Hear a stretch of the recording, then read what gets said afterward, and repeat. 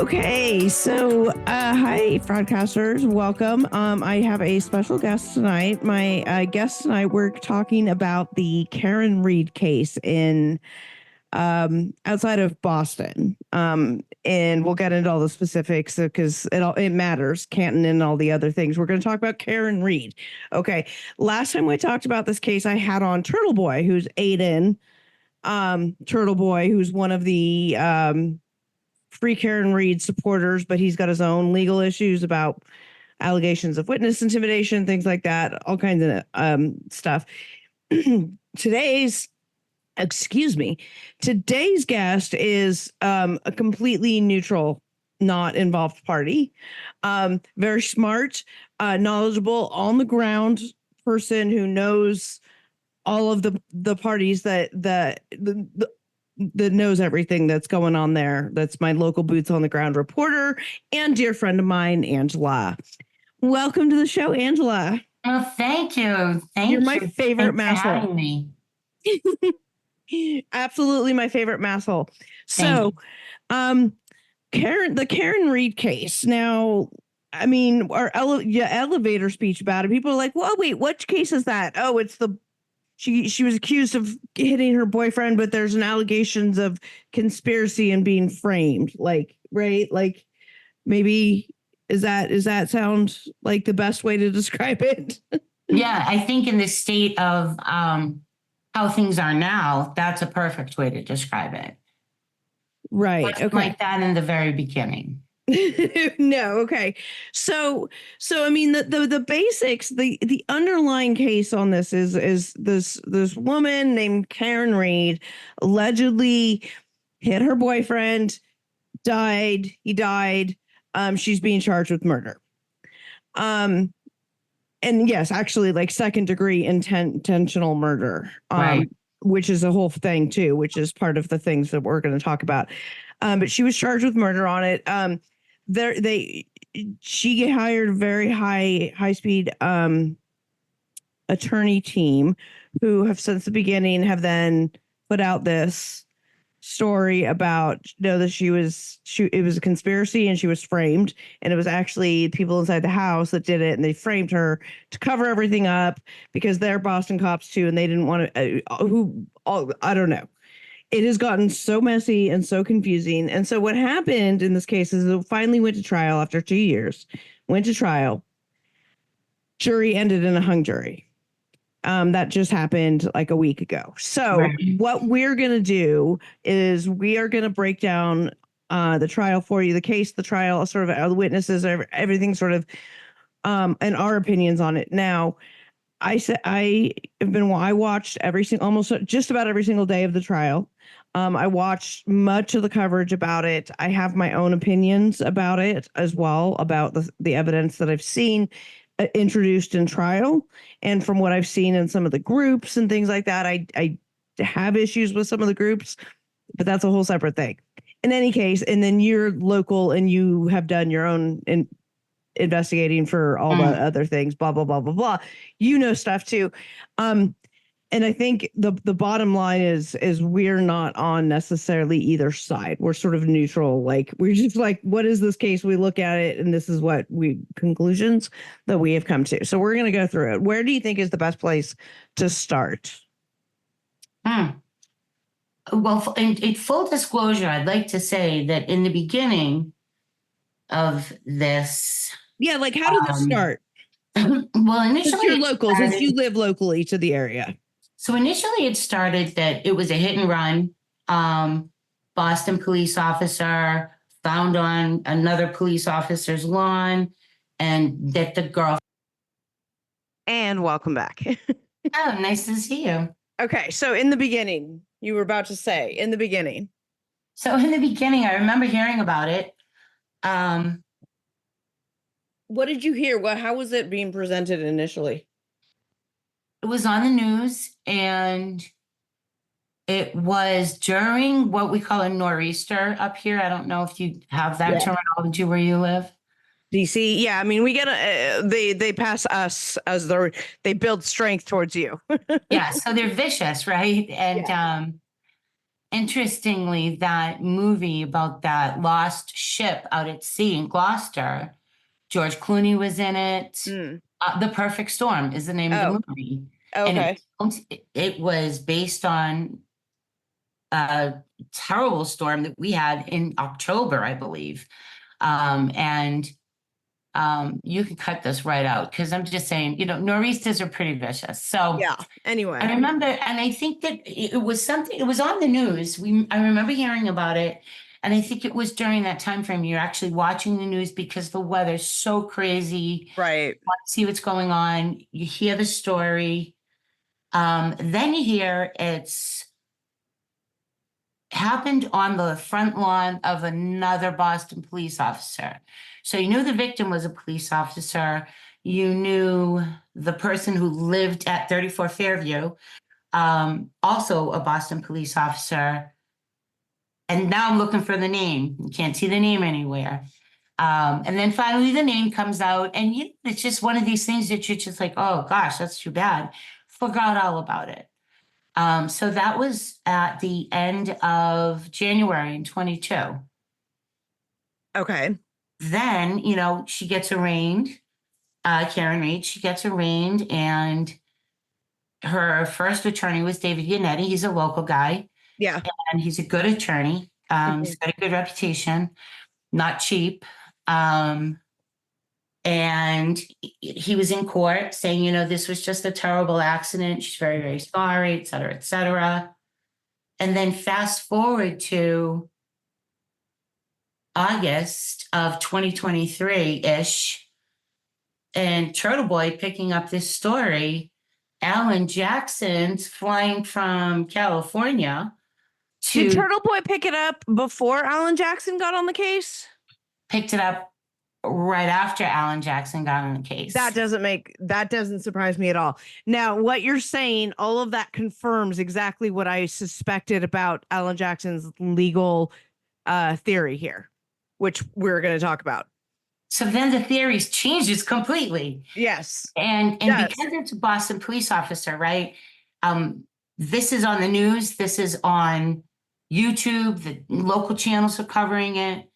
And now we're starting to see like all the pretrial hearings and all of this stuff that's happening. And all of a sudden we see photos of John O'Keefe with his arm all gouged up and his face looks like it's been bashed in. And you're starting to see the autopsy photos. So you're starting to see the crime scene photos. Those are starting to leak. Okay. They're starting to leak, actually. Yeah. Yeah. Oh, yeah. They're being leaked by the defense, by the way. Right, exactly. Because so come to find out, right? All of the stuff is in discovery, as you would know as an attorney. I am not an attorney, as you know. Yes. But all of these things that the defense had in discovery, even some of what the prosecution had, all of a sudden it's getting filtered out to us through Turtle Boy. And I always knew who Turtle Boy was. So, yeah, I mean, and then I was able to link up with Turtle Boy through another connection that I have there. And I had him on the show. So I heard some of his version of events at that point, and that was before the trial had started. Right. So I know things were a little bit different and everything there, but take me back again. So now these things are starting to leak into the news. Right. Via Turtle Boy. Right. Suddenly he's like this like real news person leaking real news stuff. Like, what's going on here? So no, I wouldn't go that far. And I think that this has maybe pushed him along to this new label. I think he was almost there. I think he was almost going to be regarded as a valid news source. Okay. I think that this case would have catapulted him to that status. But he made a lot of missteps along the way. Yes. And, he's got 16 federal indictments, felony indictments. I'm sorry, they're not federal, they're felony indictments for witness intimidation.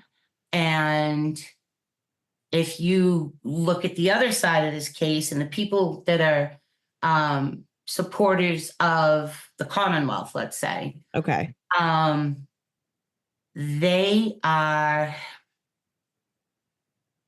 I completely lost my train of thought, Katrina. What gets Well, on okay. me?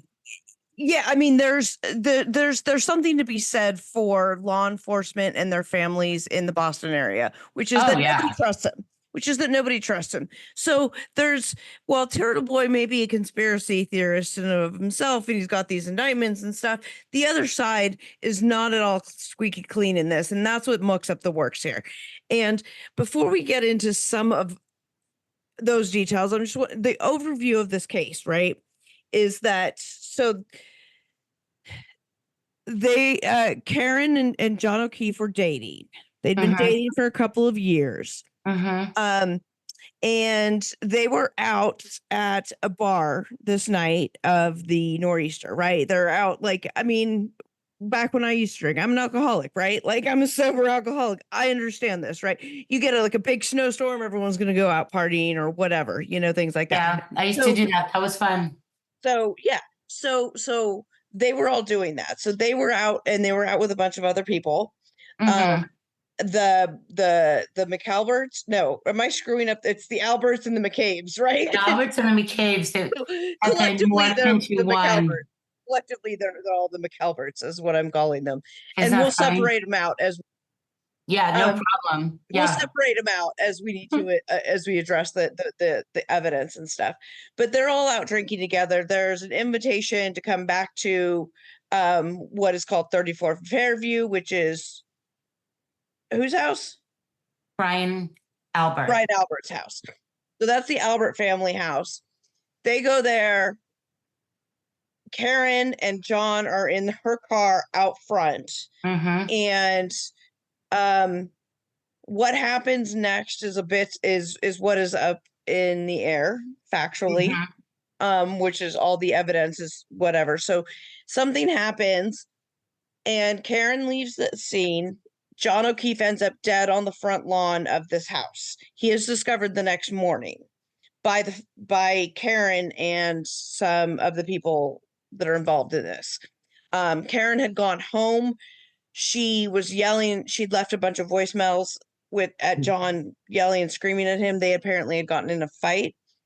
Oh, She gets up, I guess, and then goes and looks for him because he never comes home. And right, she's there with the kids, which are his niece and nephew that he's right. taking custody of, which is a heartbreaking angle of the story, is the O'Keefe So family. bad. Yeah. Which we will also discuss, because I don't know. There's some things I don't think get enough enough attention on this story. But anyway, so she goes back in the morning. She calls her friends and she's like, "Where's John? Where's John?" They go back. They find him the next morning. He's dead. Well, he's not dead. He's pronounced dead at the hospital, but they find him on the lawn. There's life-saving measures attempted. He's taken to the hospital. He's pronounced dead there. The house is the house of another police officer. Mm-hmm. The two dueling sides are basically that the Commonwealth says that Karen and John got in a fight. He got out of the car. She intentionally backed into him and to murder him, and then took off and left him to die in the cold. Right. The other side story is basically that no, he had gone inside the house. He was then beat up by the people inside the house. They then somehow he stumbled out of the house. They took him out of the house. I don't think that's ever been made clear. Their conspiracy theory, which I think for legal reasons it doesn't need to be clear, but it doesn't matter. Right. We'll talk about that as well. But he then is found dead on the front lawn. Same scenario. So those are the dueling stories. Right. Very good. Right. It's so hard to put into words, isn't it? Because it's so. Yes, but so much. There's that so is my much. job. Yes, it is. That's why you have a podcast and I do not. My plug is being okay. My job as a lawyer is to take these factually complex legal issues and synthesize them down and to be able to explain them. Right. So that's the scenario. There are so many interesting factoids about this, about how we got where we are and why the Yeah. jury ended up hung. So let's go through the trial a little bit. Commonwealth goes first. They put up their evidence. They I don't think they did a spectacular job. The lead prosecutor for the Commonwealth is a guy named Adam Lawley. Um, I'm not particularly enthralled with him as a showman. Um, Right. he's he would be he's good. He's a good lawyer, and he's not necessarily a terrible orator. I know. I think I've told you that I thought that before. I think I've changed my mind on that a little bit. He'd be much better, I think, in other kinds of legal argument situations. In this trial situation, as compared to Alan Jackson, who we'll talk about, um, I'll talk about next, is I think his performance was kind of lackluster. He got in what he needed to do, but he was just so outpaced and outmatched on Yeah. cross-examination of very problematic witnesses. I'll say that is because all of the whole McCabe's, McCallans, whatever, all of them, none of them are good witnesses for a lot of reasons. One is because there's a separate side federal investigation going on into this case, which you could talk about as to how that got involved, maybe. Can you Well, tell yeah, us and I when only that know happened? I only know what I hear, right? Right. And so, in all fairness and in all honesty, for a very long time, I was, oh my God, this poor guy got his ass kicked in this house and they left him out in the cold to die. Oh my God. For a Mhm. very long time. So you had bought into the story that was out being put out 100%. there. Yeah. 100%. I donated money. Mhm. I went to fundraisers. I Right. have 2 free Karen Reed shirts. And now I'm running around town going, no, I think she did it. So I That's what really this case will do to people. But I've had a lot of friends asking me about this case, and so this is why I wanted you to come on and for us to talk about this so that I could explain it, because I don't.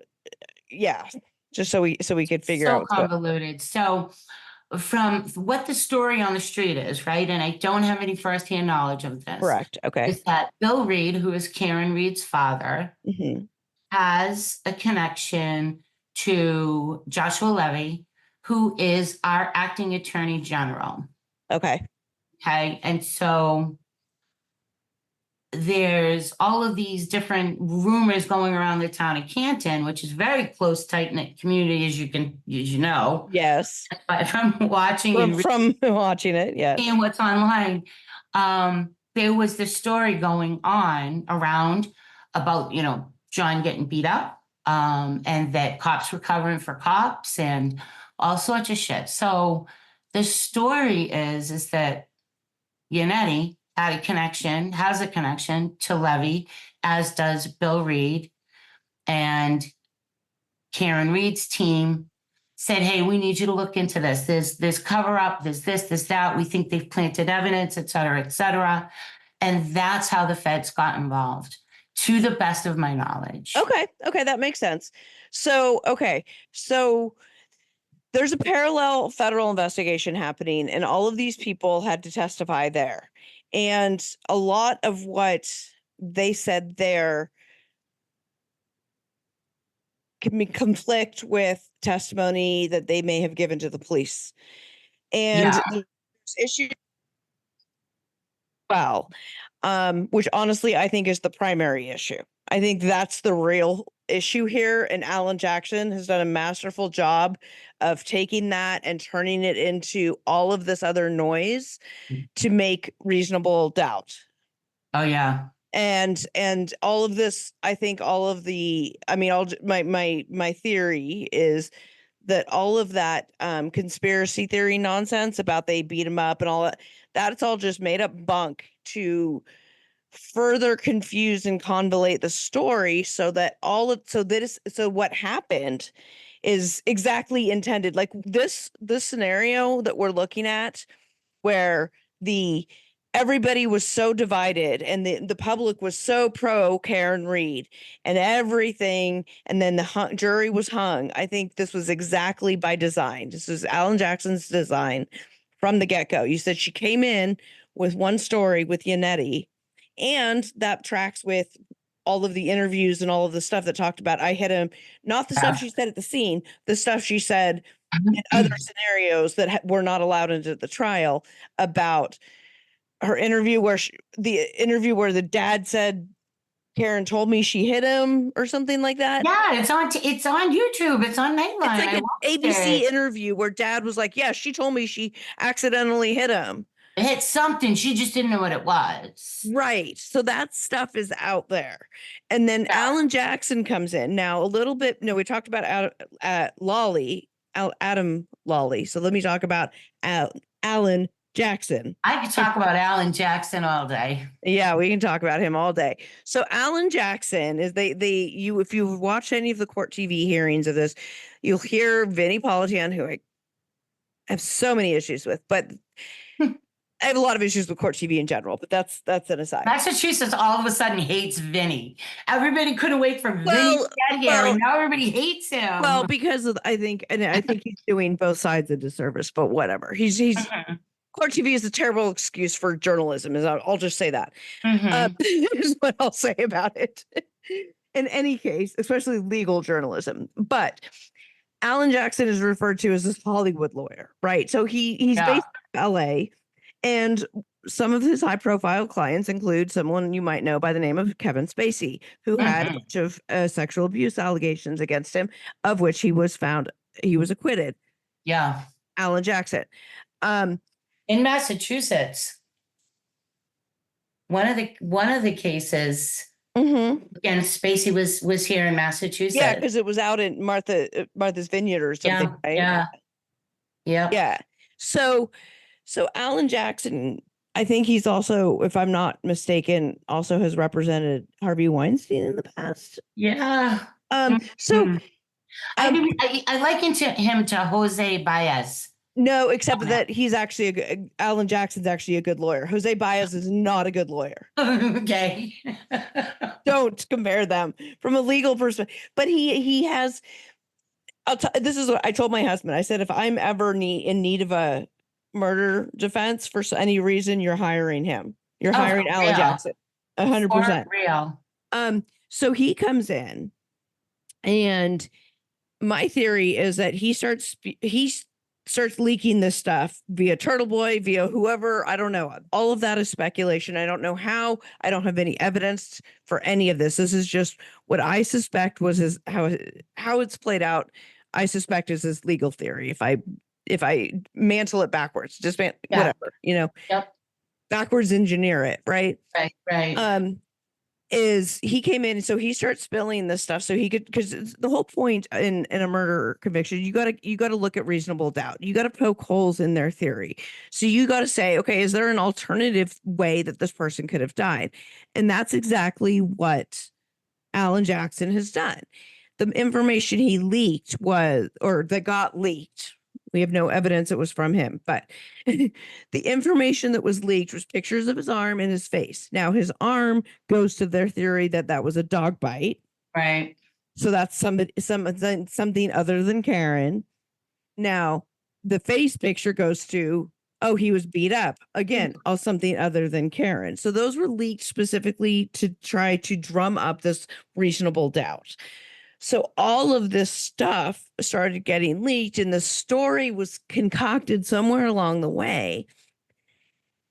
And what you have at the center of it is a really bad police investigation, because objectively speaking, it was awful. They collected evidence in red Solo cups. They used a hairdryer to blow snow away from evidence. I mean, it was horrible. They didn't interview anybody inside the house where this person died. There was so many things wrong with this.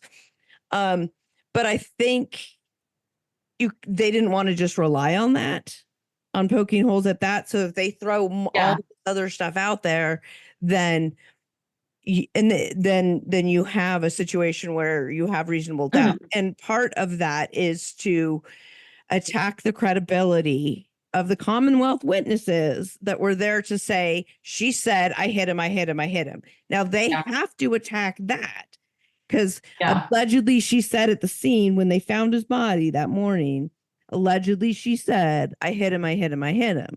Now, in order to take that off the table, you have to make the jury not believe the people who heard those statements. You attack their credibility by doing all of this conspiracy theory, deleted messages, all of this stuff that got thrown out there, that makes you question whether she's telling the truth or not, or whether she had just a bone to pick. So you get Adam Lawley puts up all of these witnesses. These are all the people that were inside the house. 68 witnesses all told for the Commonwealth. Right. Unbelievable. Now let's talk about the witnesses in the house. Let's just talk about those ones. Let's not talk about the evidence witnesses, the cops, the other cops. Let's talk about the people that were in the house. Talk to me about them and their sort of history, what the view of them is, the color from your side. I think there's a before, a during, and an after. Okay. And I do think that this is key, the key point where Turtle Boy was brought in.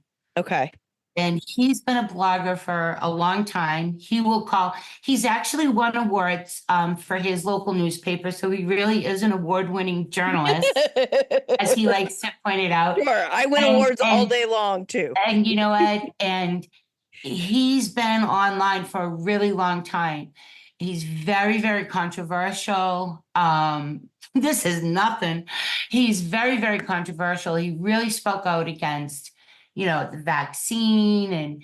And if you're a guy that he hears about who's selling food stamps, that the Commonwealth is doling out to you, and you're selling them at a discount to the guy down the street, and he gets tipped off, he will expose you. Okay. Now you're a ratchet, and now there's a story about you. And so many times people have sued him. He's like got balls of steel. And he's probably only like 5'9". And he's just got balls of steel. He just doesn't care. This is where he comes in. Okay. He starts digging at the people in the house. Okay. Okay. And so I think. So he was like the perfect kind of person. Yeah. If my fanfic or sort of theory about the defense team intentionally finding a person like this for which to leak this information. Now, I'm not saying this is what the defense team did. I'm saying this is what I would do if I was the defense team. Right. I have no evidence that they did or didn't do this, but this is what I would do. So it sounds like maybe he would have been perfectly positioned to pick at that other side because he's already got a reputation for being that kind of guy. Right. He's the one. And I think that it was really risky, right? Because he's not always taken seriously. Mm-hmm. Yes. In a lot of circles, right? And like I said to you, I think that this case was going to be the one to catapult him into a different stratosphere. Howie Carr's like legitimate news reporting. Right, because at first he was on Court TV. He was interviewed by Vinny, and daily he's on a very popular radio station around here. It's a talk radio station that's one of the lead columnists, say for the Boston Herald. It's his podcast. Turtle Boy's on there every single day. And he really was he 100%, none of this movement and what we've seen would have happened without Turtle Boy. Turtle Boy started making the squeak about there's a cover up. Look at these photos. Now they're on the internet, right? Look at these photos. He Yeah. plants the seeds of all of this conspiracy. He blows on the sparks. He Yeah. he and gives it all oxygen. He puts it out on all these free Karen Reed Facebook pages. It gets out there, it starts circulating, it catches a life of its own. Suddenly, this Holy moly, conspiracy did it. theory is huge and Now involves it's huge. 25 people. Right. Because if you look at those photos of John O'Keefe in his eyes, and like his brother testified during the trial, they looked like he had golf balls under his eyes, and there's Mhm. blood coming down out of his eyeballs. Like, does this guy look like he got hit by a car? No. You see his arm. It It looked like does look animal like bites. Yeah. he was bitten by something. Absolutely, it looks like they're dog bites. And so now they're being very widely circulated. And then, it's just like a game of telephone. Now everybody knows about it. Free Karen Reed becomes a slogan. People are writing it on money. Go to the store. I hardly You see use it money. everywhere. It's everywhere. And then Turtle Boy did the peaceful rolling rally through the town of Canton. Hmm. And so this brings us to the people in the house, right? He Right. stopped. I think he You had went to each of the houses, right? Of the yeah. people. Okay. And I think he only stayed for 7 minutes. I think it was 7 minutes in front And of when his you say house. peaceful rolling rally, you're talking about cars. You're Mhm. talking about a truck with a picture on it, right? You're talking about the Google truck, house long guy, Yeah, I don't even know if they had that yet, but they could have. Yeah, but he has a blowhorn. he has Like, a bullhorn. it's not just like we're gonna stand out here and hold signs. Like, I mean, but it's not violent. It's not, aggressive necessarily. I don't know. I wasn't there, but I mean, that's Yeah, the kind of thing that we're looking at, right? They went right. outside these people's houses. He called it a rolling rally. He went to each of these places to harass and annoy these people. Mhm. Right. So you have Brian Albert. Now, Brian Albert lived at 34 Fairview with his wife Nicole, also known as Coco. Um, Yes. and they have since sold their house. They sold this house. Oh gosh, after the accident, or what, after John O'Keefe. Yeah, I remember that testimony. And it really did. The Uh, timing was suspect on the selling of the house. the timing was suspect. The And there photo, was testimony about this. and there was flooring removed allegedly from the basement floor, and replaced in the middle of the night. And the dog has been And rehomed. the And dog is gone. Where is Chloe? Everybody wants to know where Chloe is. And so, the allegations and why these things sort of matter is that part of the conspiracy theory says that they lured John inside downstairs to the basement, beat him up, something happened down there which would require them to pull up the flooring to get rid of the blood. I don't know. Um you hear Nick Rocco talking a lot about the amount that John had to have bled out, and it wasn't outside. So therefore, the crime scene had to have been somewhere else. And I don't buy that based on the scientific evidence that I do buy into. But so the allegation is that he was down in the basement, was beat up, brought back upstairs. Somewhere involved the Chloe, the dog, the German Shepherd, attacked him, hence the arm bites. And he somehow ended up back. They went out the side door, maybe, bulkhead and door in the back of the house, dragged him around in the front of dragged the him house. around the front of the house, left him there to die. Right. And so We his haven't gotten to the evidence collection yet. We're going to get to that later, right. Well, his body temperature was 80 degrees when they found him. which is, can you give the context of what that means? So it was 18 degrees outside, and his body temperature was 80 degrees when they found him. But when they found him, there was no snow underneath him. So they're saying that he would have. Yeah. So that argument could go a lot of different ways, right? It really can, but they're saying, the other side, let's say the other side, like the people that are on the side of the Commonwealth, The right? Commonwealth side says, Not the McAlbert side, really, because these are the people who are sticking up for the McAlberts.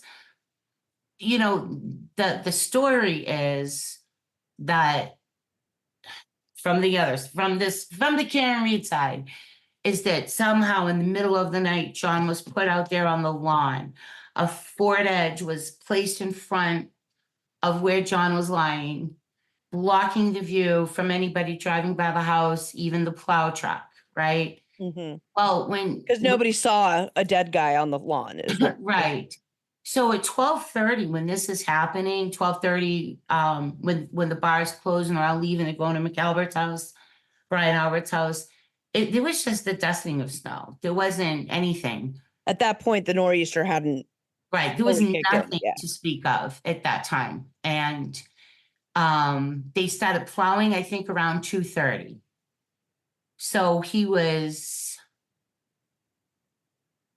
2 hours later. Now the plow truck's coming down the road. You know, that plow truck driver says he's like as high as he can possibly be. This vehicle is humongous. He would have seen a body in the snow. 2 hours or 3 hours later, he saw a Ford Focus there, where it was parked in a weird spot, where the theory is that John was behind that. But if that's the case, he didn't get out there till 2:30 or 3:30 in the morning. Why is there's no snow underneath him? Well, yeah, and that could be, if he fell down to the ground before it started snowing, i.e., when Right. Karen left at 12:30, Mm-hmm. he could if she had hit him when she left the house at 12:30, Mm-hmm. the snow hadn't really started yet. If he had gotten hit and fell down, there Right. wouldn't be snow underneath him at that point. Right.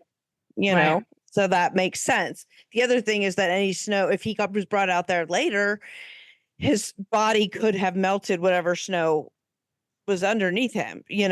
That's hard to know. Yeah, that is true. True. That's true. But it's 18 degrees out. Right. Um, So you mentioned the plow truck driver. So the plow truck driver was a witness who said, so because all of the witnesses, when we're talking about the people that were in the house, nobody saw, nobody inside the house ever, they testified that John never came in the house. correct. You're Uh, talking 11 people. 11 people. None of them saw him come in. Well, they all testified that they didn't see him. Now, if you believe the conspiracy, it's because they're in a conspiracy, all of them together, conspire, to do this, and to cover the story. Now, they, the plow truck driver, he drove by. The first time he drove by, he didn't see anything. So that is refuting the Commonwealth point that if he had gotten hit, that if John O'Keefe had gotten hit at 12:30 when Karen left, the plow truck driver came by the first time at what, 2:30, he would Mm-hmm. have seen him. He would have seen him. The plow truck driver's very adamant he didn't see him. Plow truck Right. driver seems maybe a little bit on the spectrum, and he seems very like, I'm very careful about what I do. So I believed him. I think he was off on the time of the second time because he's like, I think oh, so too. he's like 3 hours later. Well, if you were by the first time at 2:30 and you were by 3 hours later, that would have put you there at 2:30. Yeah. Whereas when he said he came by the second time, the emergency vehicles were there, which would have been 6:30 or 7:30, right?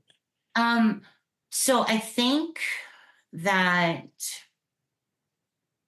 this had all happened by 6. I think that they found John right before 6 o'clock. There's so many flipping times. Yeah, but see here, But, and this is the point, though. This is the point. It goes towards reasonable doubt, right? oh You, yeah, you and I know the details of this case so well, and yet we're questioning all these things. Can you imagine the jurors? This is no, exactly the point. You muck up the entire works. Like I said, I haven't even gotten to the evidence investigation, the evidence collection, the police investigation, which is a separate issue. We're talking about the actual situation, the crime, the whatever situation that happened, right? yeah, So yeah, we don't have snow underneath him. He was also found without his jacket, which he wasn't wearing a jacket. which doesn't surprise me.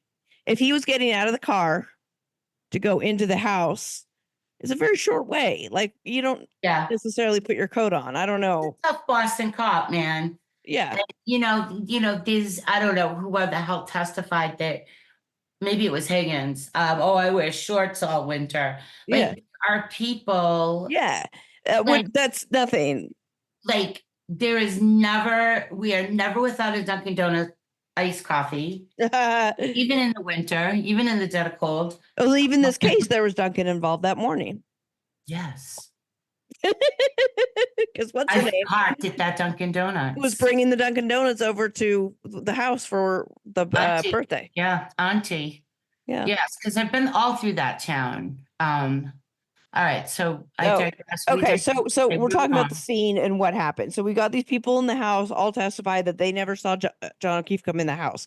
Yeah. Um, we have the tow truck driver saying he never saw a dead guy on the lawn. Yeah.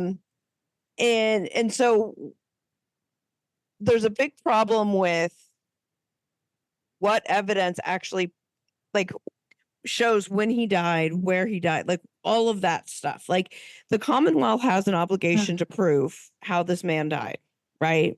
To show how this man died, the manner, all of that, right? They didn't do that with this case at all. Like Not they, at all. as much as the defense was mucking up the works with all of their stuff, the Commonwealth didn't do itself any favors because they didn't really like. You got to say this is what happened. And you had one trooper testify, the accident reconstruction guy, and that trooper was the worst, was Poor guy. probably was he was so bad.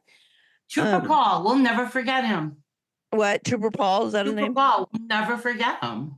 He tried to say it was this weird, like Karen got hit. It was the accident reconstruction guy. He was saying Karen hit him this way, and trying to describe his injuries. It was like the tail light, which we'll get to. The tail light hit him, and he pirouetted around and then fell down because he doesn't have any other injuries other than to his like arm and face and some to his trunk. Right? There's nothing on his He's legs. got a huge gash on the back of his head. Yeah. Yeah. But you know what's funny? Like, I felt so bad for Trooper Paul. Like, oh my God, like they're like, holy shit. Do they not know who Alan Jackson is, or even David Yannetti for that matter? Right. And they're gonna put a guy with an associate's degree up there to testify about physics, and he can't do the math. And I am He not was knocking him for awful. having an associate's degree, but you need a No, it has higher nothing to do level of with that. education to talk physics. I can't talk physics, and I have a higher education than that. Yeah, exactly. I mean, it's okay. So he gets up there and he testifies that this is how it happened, but it was so unclear and it was so bad, and Alan Jackson just tore him apart on cross that there is no clear, cohesive statement from the Commonwealth about how this death occurred. Like it didn't. They It's never. not cohesive. I think that's the best way Yeah. to describe it. They It's never were able to put all that. They had one guy that was to testify about this car versus a human mechanism of murder, and they weren't able to explain it. Can you imagine how happy Trooper Paul is that everybody's now focused on Trooper Proctor. Okay, Proctor made People magazine. So let's take a quick break, and then when we come back, we're going to talk about the police investigation. All right. So we're going to talk about the police investigation that happened. So we've set the scene, sort of what happened, right? So the police get called in the morning when Karen and her friends find the body. Right. Police get called. Now they're in Canton. Yep. Right. Which is now John is a Boston police officer, and right, but resides in Canton. Yeah. So okay. So everybody's all mixed up here. So Canton responds out to here. Yes. Part of their evidence collection is they're looking around, figuring out what happened. Yes. They are looking and they take a hairdryer or a leaf blower. Leaf blower, yeah. Leaf blower to blow the snow, to melt the snow so they could check for evidence, which you're destroying evidence. But okay. They took a leaf blower to the scene, the crime scene where this guy was found dead. And then they collected the evidence. And I'm kidding. I'm not even kidding you. I'm not kidding you. They collected it in red Solo cups. Not evidence bags. Not even plastic bags, not even like a paper bag you might have in your car. They use red Solo cups to collect evidence. And I'm talking about pieces of tail light, broken glass that he was allegedly holding a cocktail glass from the bar. They found broken glass. They found tail light, broken tail light. They're like, Right. oh, he hit him. He broke the glass when he fell or whatever. Right.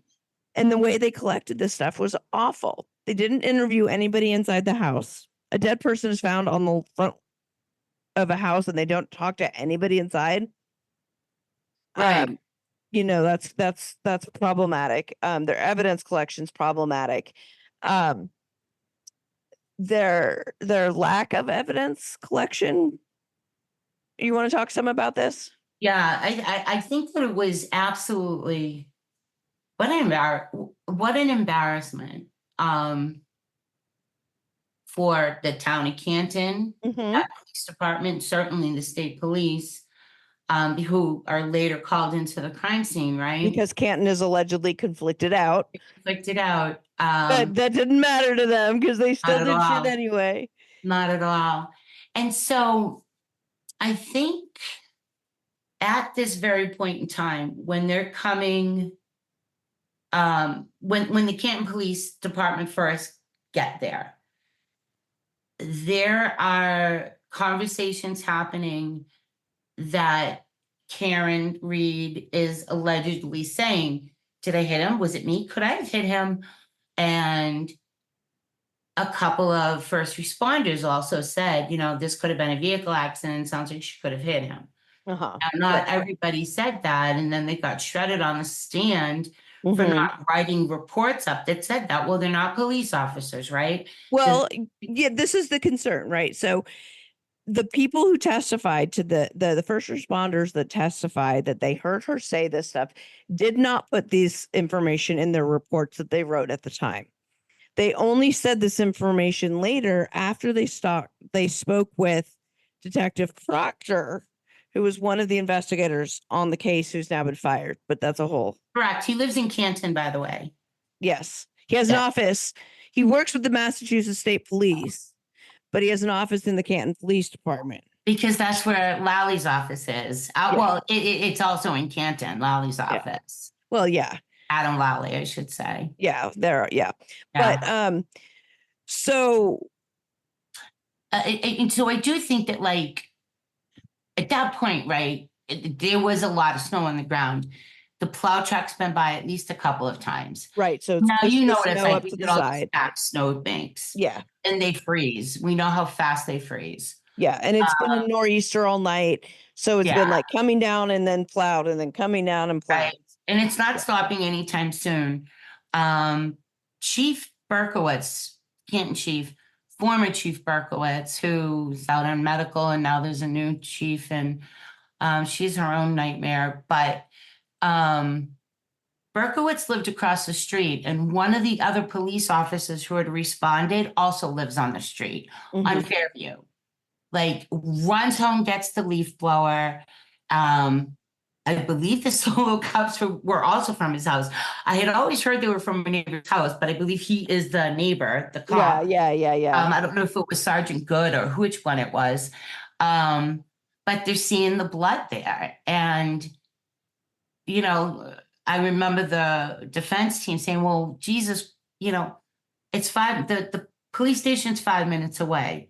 Couldn't go there and get evidence bags and stuff like that. And I understand that. And I think that they were so ill-equipped to handle a crime scene of this nature. And I wonder how it would have been if it hadn't been a nor'easter at the time. And I'm not making excuses for them. You're going to read about another story a couple of years ago where there was a car accident in Canton and they didn't find the dead body of the guy that got ejected until like the next day. Yeah. So, I mean, we're talking like smart. Keystone Cops, guys, like in a real big way. They ran and when we talk about he ran across the street from 34 Fairview is the chief of police at the time. Yeah. He's now no longer there. Nobody can find him.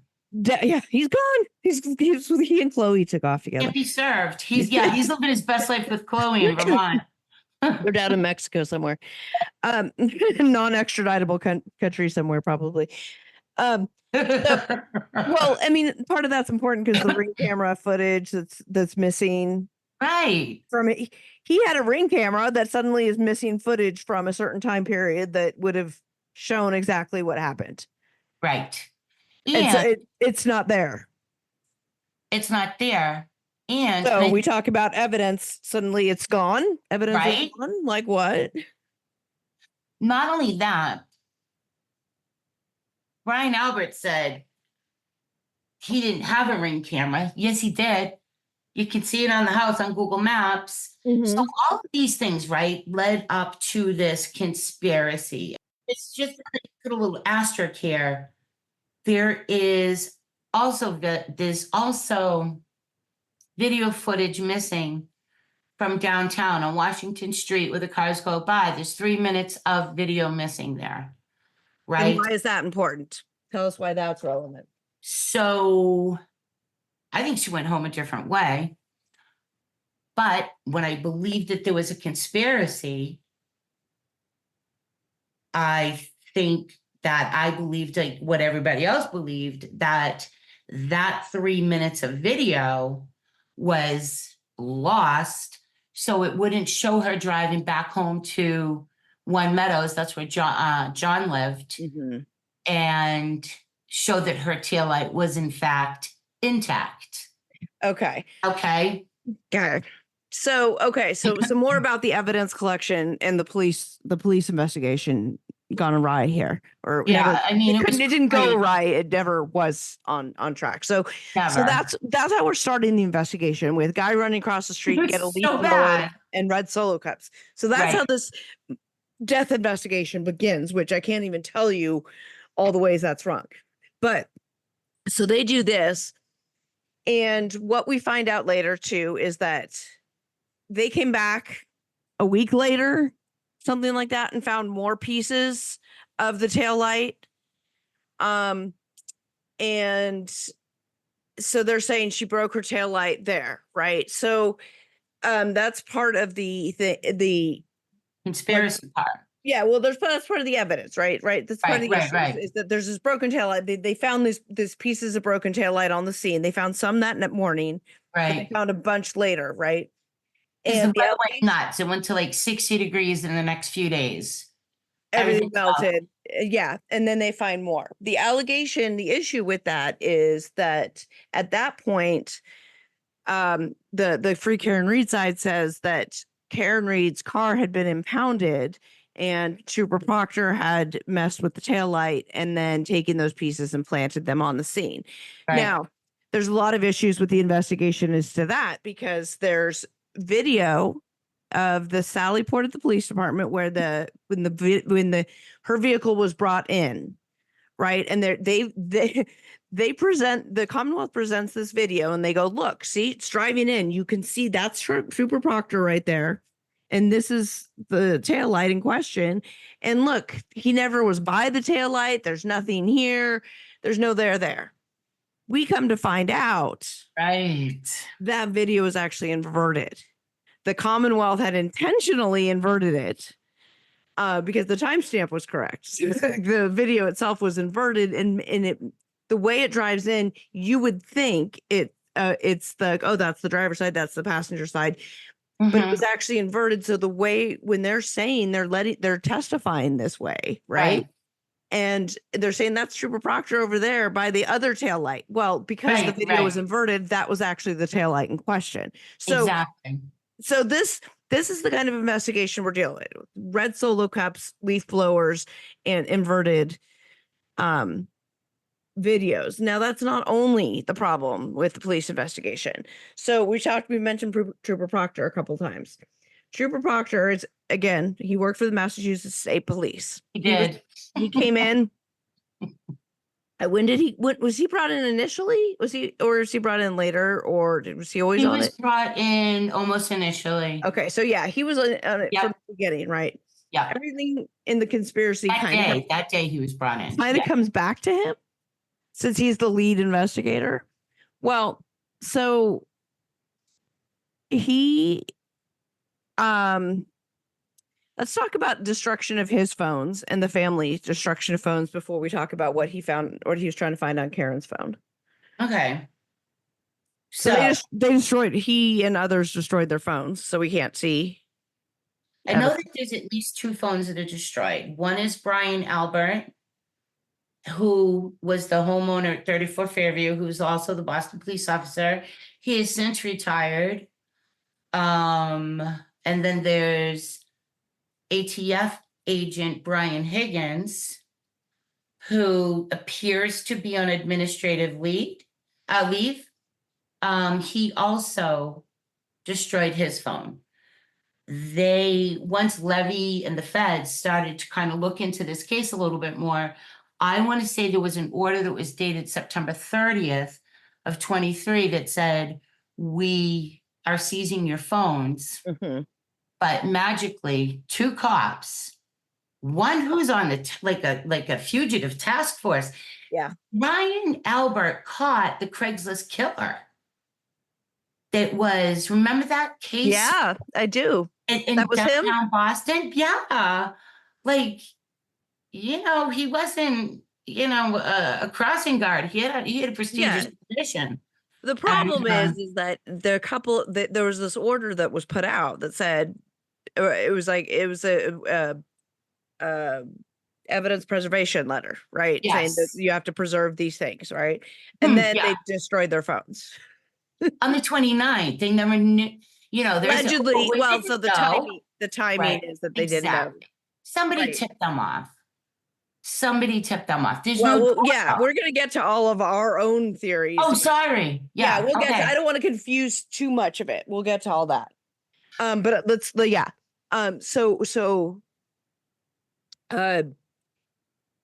their phones are destroyed. so their phones are destroyed. This is important because now we can't see what kind of evidence there may have been as far as communication between each other, all of the people there, and Yes. and John O'Keefe and Karen and stuff. There's communications that are just completely destroyed. Now Right. they will tell you that they preserved. Oh, well, I pulled these important conversations off, and then I was told, oh, it wasn't clear. We don't need you anymore. Now, Right. if they were told they were in the clear, which I think they were told that, that's the prosecution's fault. So there's a whole, as you can see, this is Keystone Cop element that just bumbling. It's like the theme of this thing. It just, from start to finish, it's just a complete bumbling. They're all a bunch of bumbling idiots. Any of us who watched Dateline or 48 Hours or First 48 or CSI for that matter do better job. Would have done better with this. Yes. So we've got communications that are gone. We have phones that are just gone, and we have them lying about that. We have them lying about the inverted evidence, the video. Right. We have bits and pieces of Ring video cameras. First, one of them doesn't even have a Ring video camera, and then suddenly they do. But bits and pieces are missing from it. Right. The chief across the street, there's just this portion of his Ring video camera missing that would have told the whole story about what happened. Right. Just there's so many of those, and there's way even more that we can't even. He even drove by the house and, drove by, looked to the side, said, oh my God, I see red taillight, calls the state police and says, hey, I found another piece of taillight. Oh yeah, because he saw it just driving by. That's right. He saw it driving by. And you don't see a dead body, but you see you see a piece of red taillight. And we all know what dirty plowed snow looks like. Yes. This is a week later, half of it's melting, the sand, the salt, the dirt. And I'm sorry, but Boston's just not that pretty of an area. No, I'm sorry. It's not. No, it's not. You know what? I mean, we're not talking Boston proper. We're talking Canton. So I don't know. I've never been to Canton. It's not too far from the stadium where the Patriots play, by the way. Right. Very close. I know that. So go Bills. They're playing the Bills January 2nd here. Yes. You guys come. We might. I'll give you the Canton windshield tour. Oh God. Oh, because I've had it. I like those tours. Yeah. Anyway, so we've got all these pieces of problematic evidence. You mentioned earlier video of where she would have driven.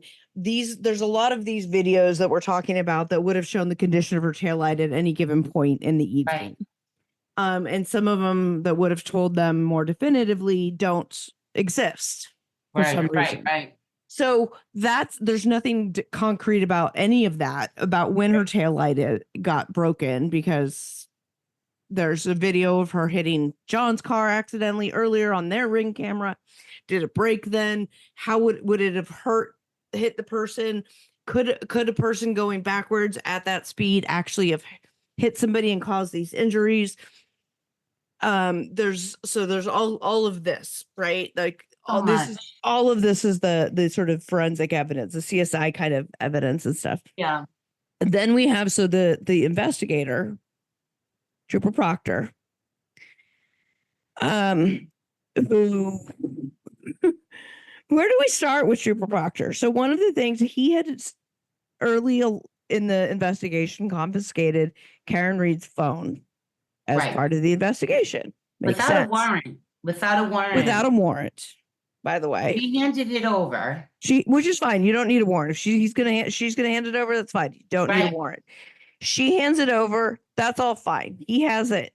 You know what he does with it? He digs through it looking for nude photos. How do we know he does this? He sends texts to a group text that includes his supervisors. And he is talking about Karen Reed. Now, some of the things that he talks about with her, and I'm going to use the actual statements. Do you have them? No. Do you have them pulled up? Oh, no, I haven't memorized. I don't have them memorized, but I haven't pulled up. No, I'm sorry. Now, it's important to note at this point that Karen Reed has multiple sclerosis, as do I. Horrible.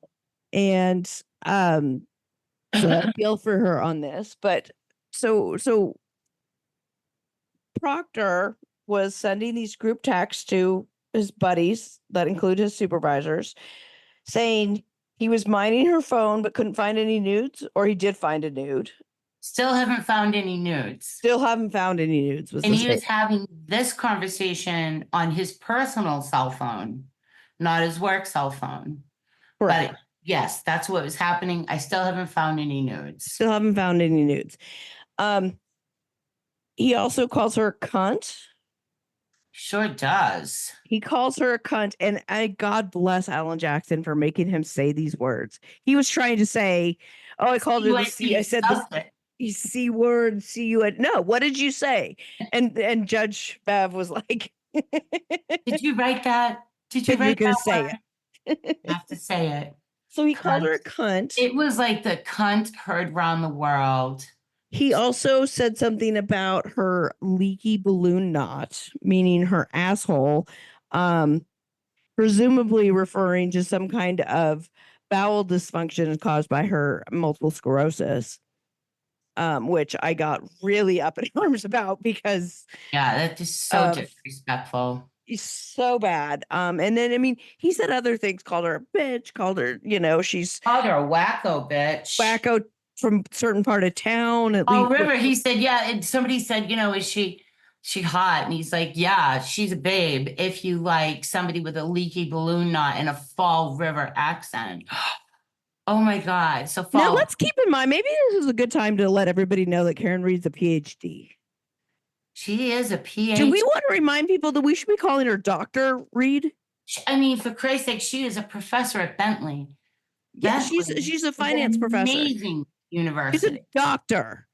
Yeah. Okay. Now, what we saw in some of her texts and her voice messages, she's also a woman. I've been that chick. And there's a chick out here who can say, oh, I've never been that chick. Yeah, you have. Yeah, you have. Especially when you've been drinking. I was going to say they were all drinking, and we know she was drinking. We know she was drinking because of her blood alcohol level the next morning. You could extrapolate back to what her blood alcohol would have been. Right. She's on record, on film, 9 drinks. I'm guessing she weighs 98 to 100. Yeah, soaking wet. Right. I am Girl is drunk. Girl double is her drunk. She's size. been fighting with her boyfriend, who arguably was maybe cheating on her. We don't Oh know. yeah. Yeah, sounds like it. You know, there was this whole incident in Aruba, all this. They loved each other. They were together, but there were issues. He had cheated on her. She thought, you know, she had possibly been was flirting with this Higgins guy, you know, maybe to get back at him. I don't know. Like her flirting with Higgins was kind of like a throwaway. She was like, you know, it lasted like 2 days. Like, I don't even know. The only thing that strikes me about her flirting with Higgins is this how embarrassing for Higgins. And Higgins, everyone, is the ATF agent who destroyed his phone the day before the preservation order was served. Higgins, an ATF agent, he's up there on the stand reading text messages that reminded me of passing notes. Do you like me? Circle one. Yes. They were so No. bad. Maybe. I was so embarrassed for him. And Karen was You mean clearly it's just, so hard? I don't know. The way I read it was Karen was Just just playing with playing him. Like she was just like, whatever. Like, She was trying to make herself feel better. I think yeah, about the fact that, you know, John was being whatever. John was a ladies' man. Like that is well established before, at least before that they were together. Yeah. And you know, him staying out all night, word on the street is that was not his first all-nighter, right? And I know that we'll get to this, but at 5 a.m. she's calling one of the people who were in the house, or was in the bar earlier in the evening. She calls her at 5 o'clock in the morning. She says John's dead. He's been hit by a plow truck, according to the testimony. Right. Well, you know, if you're married to somebody who drinks a lot, or you're with someone who drinks a lot, and this is maybe their fifth all-nighter, now all of us, did you think he was dead every time? No, you thought he was fucking somebody else. Yeah. Which leads to the voicemail messages that she left him. I fucking hate you. Yeah. Oh my God. He has not left a voicemail message like that or a string of text messages like that. You know, where they were outlining it. The Commonwealth brings all of that up as to show they're trying to show motive. They're trying to show that all of this was her so mad at him that she intentionally killed him, because that's what they charged her with, intentional reckless homicide, right? Right, but they hit up that charge because they originally charged her with involuntary manslaughter, vehicular manslaughter, involuntary. Then they upped it to the murder charge because the car data.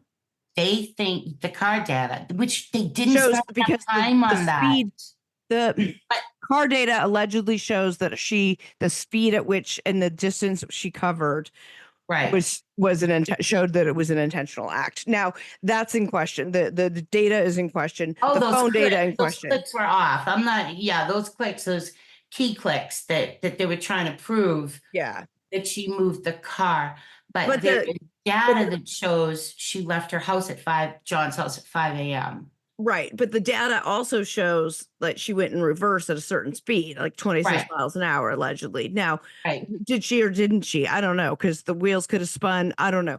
So all of that is, so we have experts that battle the experts on that issue, right? Whether she actually traveled distance, how the vehicle striking an individual could have happened. The Commonwealth put forward that evidence. Right. So we have that forensic evidence against the defense side. They put up experts that talked about, those things on his arms look like a dog bite. Those don't look like, that's nothing like a car accident. That's those are dog bites. So, or animal bites, right? Yeah. So all of that, you've got this forensic evidence. There's so much, so hard to believe one side or the other on some of these issues. So hard. But Trooper Proctor, going back to the investigation, so he clearly, how can he run an unbiased investigation when these are the conversations he's having with his superiors on his private phone and destroying his evidence, his phone? Yeah, I don't think he can. And he said during his testimony, he talks to his sister Courtney 5 to 6 times a day. Courtney is best friends with Jen McCabe's sister, Jill. Mhm. And Jen McCabe is part of the McAlberts. They're all connected. Yeah, Jen McCabe was in the bars. Jen McCabe was somebody who had known John for a decade. And she is the sister of Nicole, Coco, Brian Albert's wife. They're all very closely connected is the point, right? They're so connected, it's almost incestuous. And just as an aside, allegedly, they say there's a lot of swingers in Canton. And I don't mean dancing. Interesting. That's what they say. So you mentioned Jen McCabe. Now, one of the other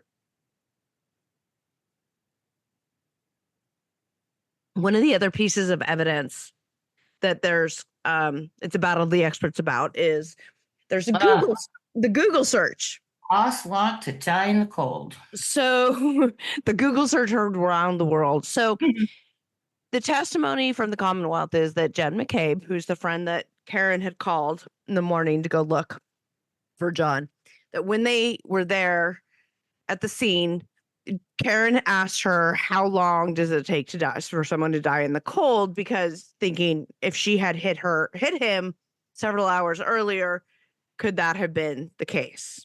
That was the testimony from the Commonwealth. So she types in how long to die in the cold. It's, she mistypes it. It's HOS instead of HOW. So that's the whole how. She also has MS, by the way. Yeah, she also has MS. Which is why they were originally introduced, because they might, which people do with me all the time. Right. It's always good to meet another one of us. The testimony is from the defense side is that the evidence on the phone, the data shows that search was actually happened at 2:27 in the morning. Not at 6 a.m. ish, whatever time Karen told her to do it, but it actually occurred there, and that she then deleted that text. This was a ton of experts on both sides talking about the Cellbrite data, talking about the cell phone data and what it pulls and what she was on at midnight, looking at her kids' sports team stuff. And it was just that's what marked that she was looking at 12 or at 2 in the morning. And that's why it tagged the time.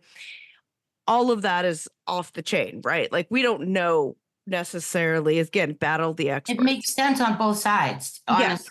So the thing is, if that search happened at 2:27 in the morning, that was before Karen and everybody else found John. Correct. So if she was Googling that at 2:27 in the morning, it must have been because she and her friends had just beat him up and wanted to know how long it was going to take him to die in the cold. Right. That's the allegation. But so that's all out there. So what does that leave us with, right? Where are we at the end of the day? Where we have a bunch of witnesses whose credibility is attacked because they have lied. We have police officers who have done a really shitty investigation for a variety of reasons and lied about it. What those reasons are, we don't know. We're speculating, right? That what the defense has done is take that speculation one step further and said, oh, they're lying and it's a quote unquote shitty investigation because it was actually this conspiracy and it's a cover up because they actually killed him. This happened. They killed him in the basement. And this had happened. Nobody knows where Chloe is. Chloe's gone, been rehomed. We don't know. Why did they get rid of the dog? Coincidental? We don't know. So that brings us to where we are at as like reasonable human beings. Mm-hmm. Talk to me about a little bit about you talked about a little bit your evolution of where you were at and what led you to believe each thing at this as your viewpoints have changed because you were there on the ground seeing it. Thanks. Yeah, I was diehard. You were diehard pre Karen Reed. Yeah, and a Turtle Boy supporter. And because you believed what they were putting out, right? Oh, 100%. And Now, did you think about the fact that the prosecution couldn't also leak stuff? Because the thing about these kinds of cases is the defense can talk all they want. yeah, Prosecution can't. they can't say They anything. can't say anything. So the defense takes advantage of that and puts all this stuff out that the prosecution can't refute until they're in court. Right. So all you're hearing as a resident is what the defense is crafting. Let's take a break Right. and come back and talk about theories. Hey guys, hetero life mate here. Why are so many dogs suffering with health issues? Actress Katherine Heigl, you know her. She's helped save over 16,000 dogs through her foundation. She says she's seeing more issues with dogs' joints, odors, and health than ever before. And after doing a bunch of research, she thinks there's one place we can look to support any dog's health: their food. So she decided to create something she could actually feel good about feeding her dogs. It's called Superfood Complete. Superfood Complete is made with over 30 of the healthiest ingredients on the planet, including several superfoods vital to your dog's health. Badlands Ranch also supports the Jason Dubas Heigl Foundation, which has helped rescue thousands of dogs and place them in loving homes. Our dogs have tried this food. They love this food. One of our dogs is very picky with what she eats, Luna, but she loves this stuff. And of course, their health is so important to us. They offer Katrina so much companionship as she spends a lot of her time at home working from home while I'm at work. And so getting up with Badlands Ranch and Badlands Pets has been fantastic for them. And it gives the dogs something to look forward to at mealtime. Here's what you need to do, guys. Go to badlandsranch.com. Now listen closely to the show code. It's Fraudcast, but without the D. FRAU cast. Badlandsranch.com/FRAU cast and order right now to get up to 50% off your regular priced order with a 90-day money-back guarantee. If you want your dog to experience all these incredible things, go to BADLANDS ranch.com/FRAU cast today. Okay. So we're going to talk theories. So you started out as a Free Karen Reed supporter. You saw the story that was being crafted out there and you believed it. Okay. And you were full in. You were helping, you donated, you were helping the cause. Okay. And then what happened? When did you start changing your mind? Was it when Turtle Boy got arrested? It was when, it's funny you should say that. Wasn't exactly when he got arrested. I was horrified when he got arrested. Turtle Boy's got a lot of sources. And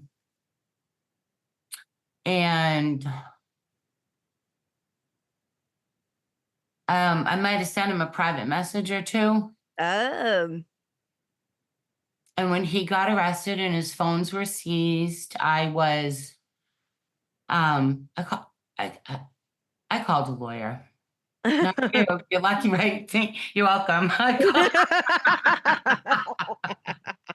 I'll tell you more about that at some point offline. But okay. So when he was arrested for all these intimidation charges, and all of these players, or many of these players, had tried to get a restraining order taken out against Turtle Boy. Jennifer McCabe, Christopher Albert, who owns the pizza shop D&E Pizza, which people make fun of it, call it mediocre chicken parm. He's Chicken Parm Charlie.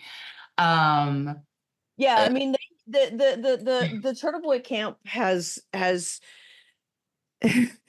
they've said some not nice things. There's a name for everybody. Yeah. There's been a lot of stuff on that side that's just like these activities. Very mean. Like, you don't need to make fun of somebody's. I wish I had the body of Jen McCabe. I'll take it. And like, I mean, like writing on pictures of her daughter, property of Turtle Boy. Yeah, that's just fucking sick. And I hope that he didn't do a lot of that. I know his writers did a lot of that. Right. But when he got arrested for witness intimidation, and then he was released, and then he was on, right? So he's on bail. Judge said any kind of violation going forward, you're 90 days, you're going in.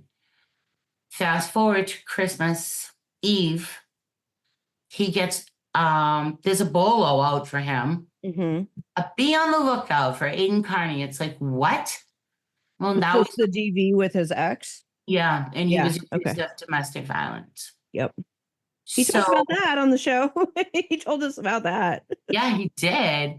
And he also played a videotape, right? An audio recording of that whole scenario. Okay. This is number one of the part of the evolution. This was the first step.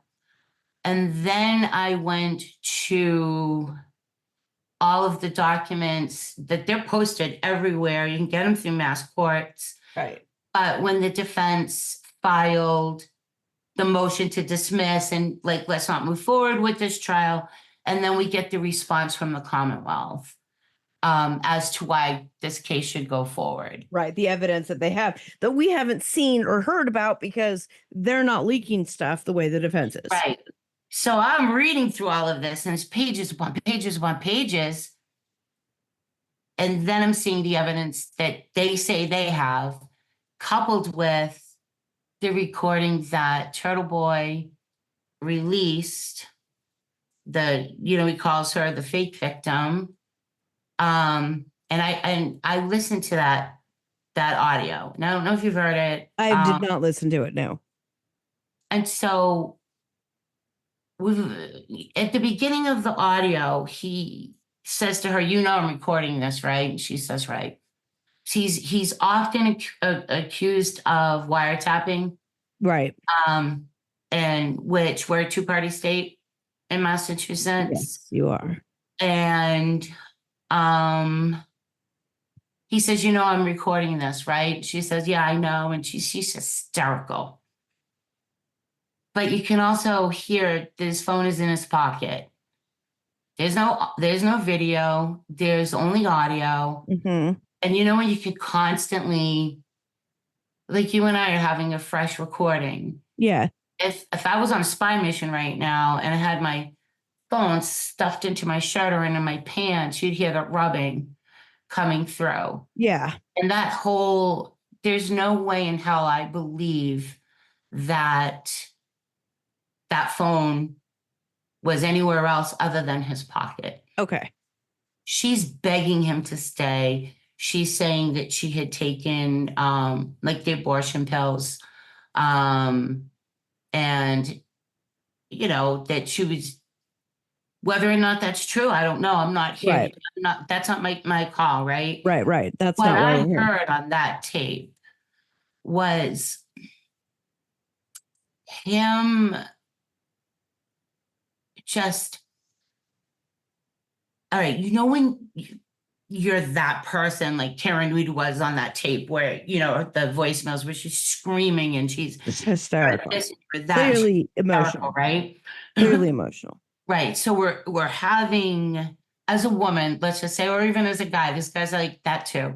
And you're out and you're having that moment and you are at the end of your rope and you're flipping your shit. And then the other person is like, okay. Uh-huh. Just, it's okay. Just calm down. Was she hysterical? She was beyond hysterical. And she was just screaming at the top of her lungs and she was crying. She was upset. And you've seen him. You've talked to him. You've interviewed him. You've likely seen his shows. He's so animated. He's crass. He's everything. And that's one of the reasons why I like him.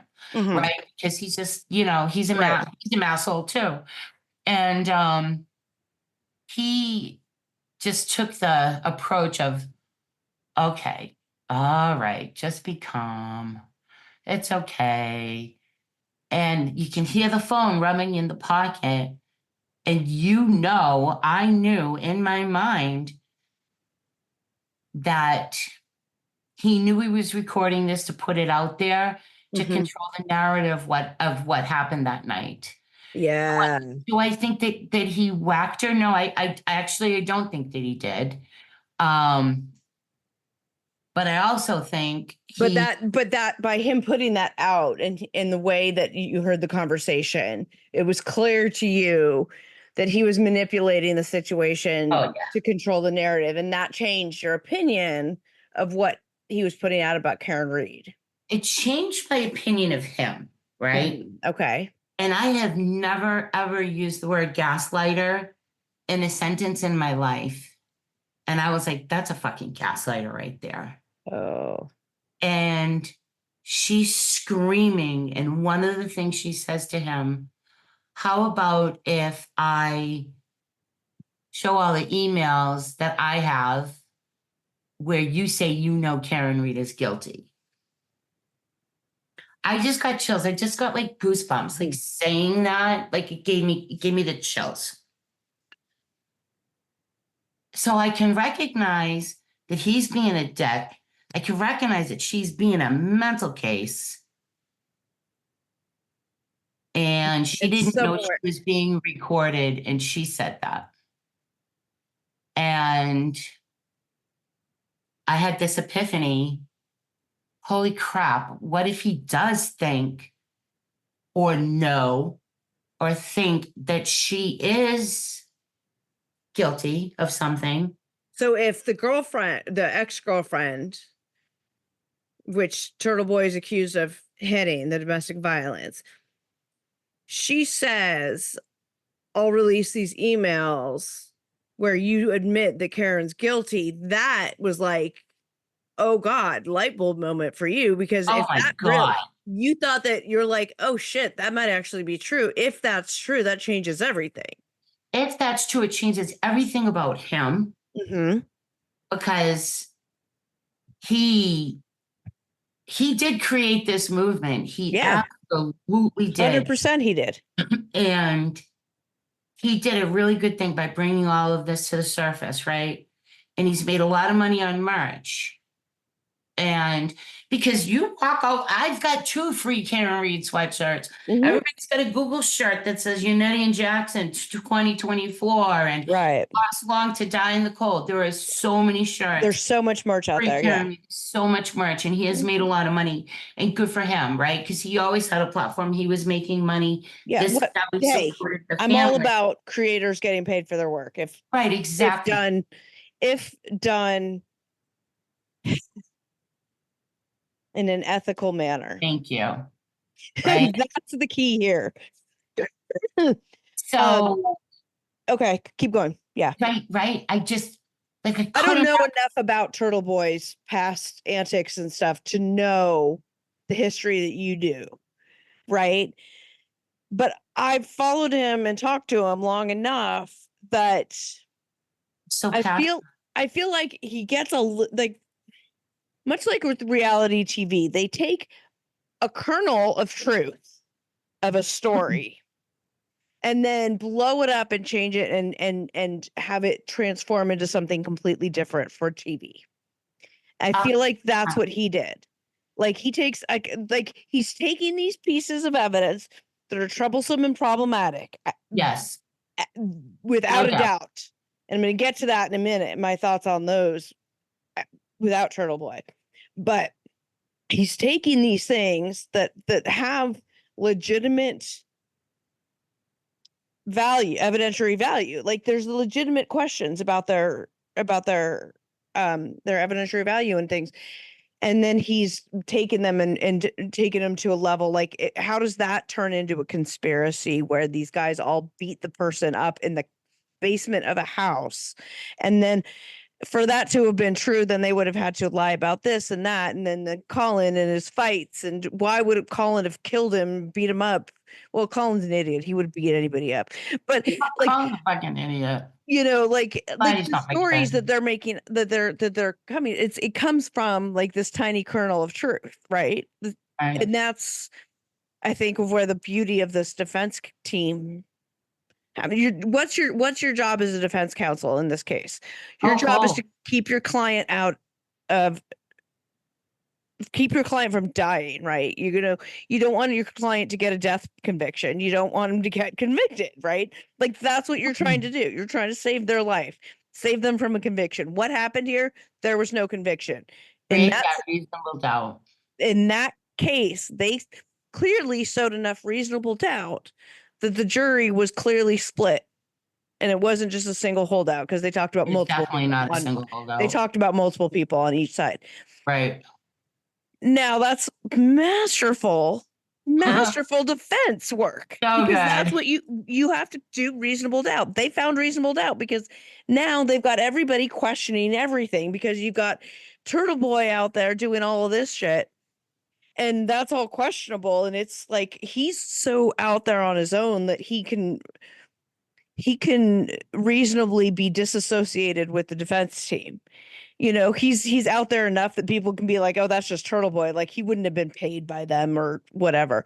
Although some of the witness intimidation allegations talk about these phone calls between him and Karen Reed and things like that. That's where that comes Dozens from. and dozens and dozens. That's where that comes from, right? People, it was like that there was this conspiracy because he was involved, and it was phone records and things like that. That's where that Right. comes from. They had a go-between for a very, very long time. They had a go-between person, a middleman. Let's call her a middleman. Her name was Natalie. He calls her Natalie the German. She lives out in California. She went to Bentley with Karen. She's one of the people that reached out to Karen when this happened and said, Like, what can I do? Jesus, I saw this. My God, what can I do? And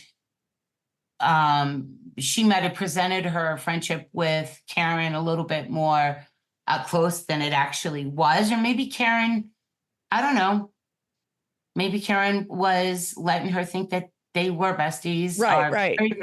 Because she needed something. Because she needed something from it. Turtle Boy herself.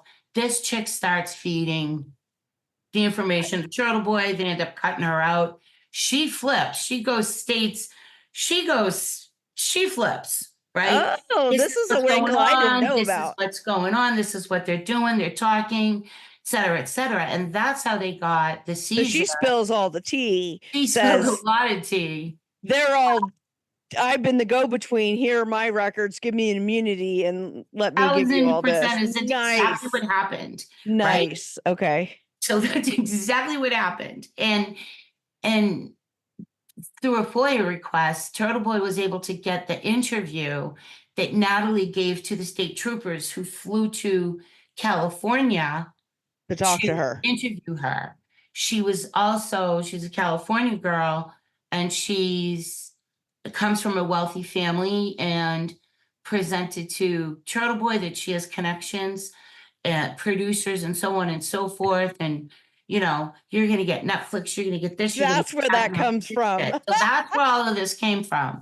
And most of this information that I'm saying to you is right out of Turtle Boy's mouth. He's got 700 video presentation shows, his live blogs, 700 lives. Yeah.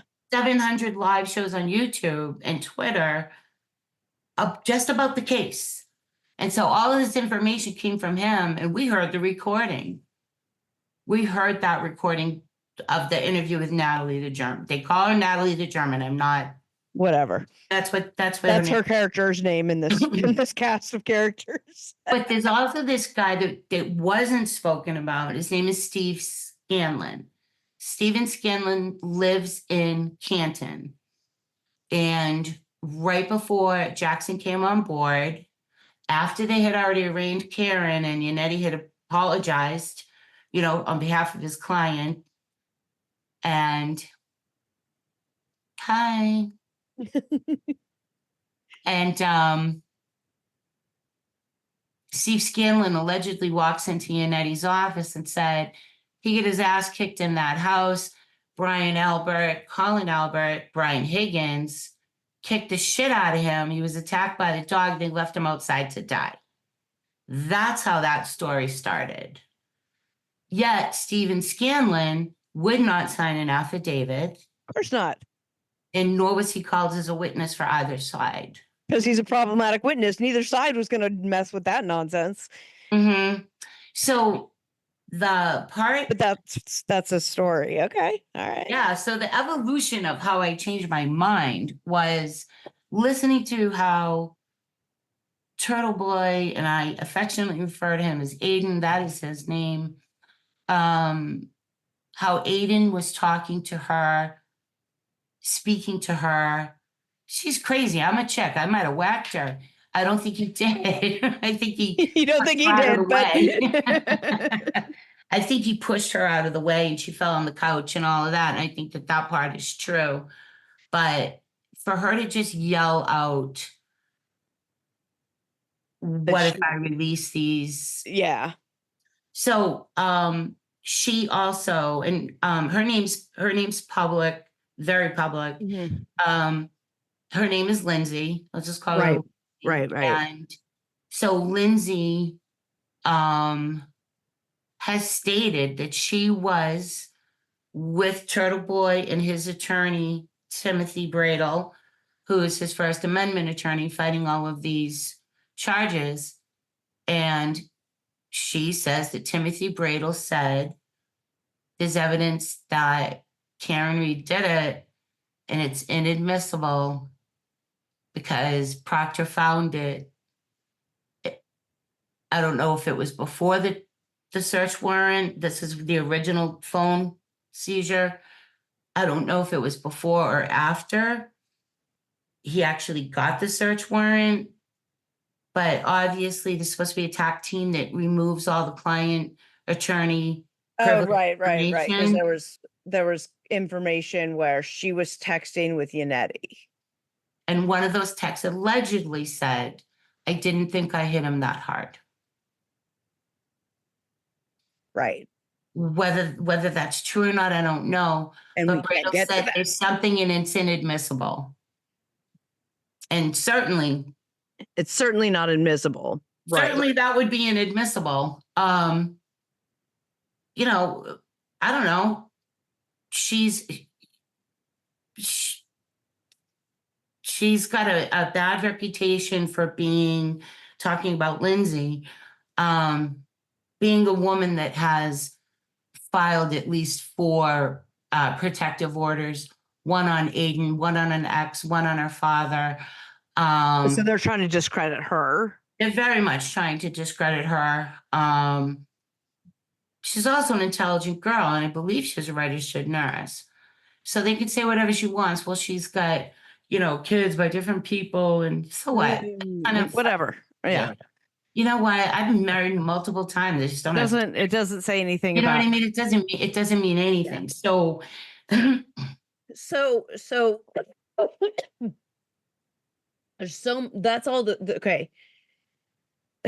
And then I read the court documents with the state's opposition, the Commonwealth's opposition to dismissing the charges.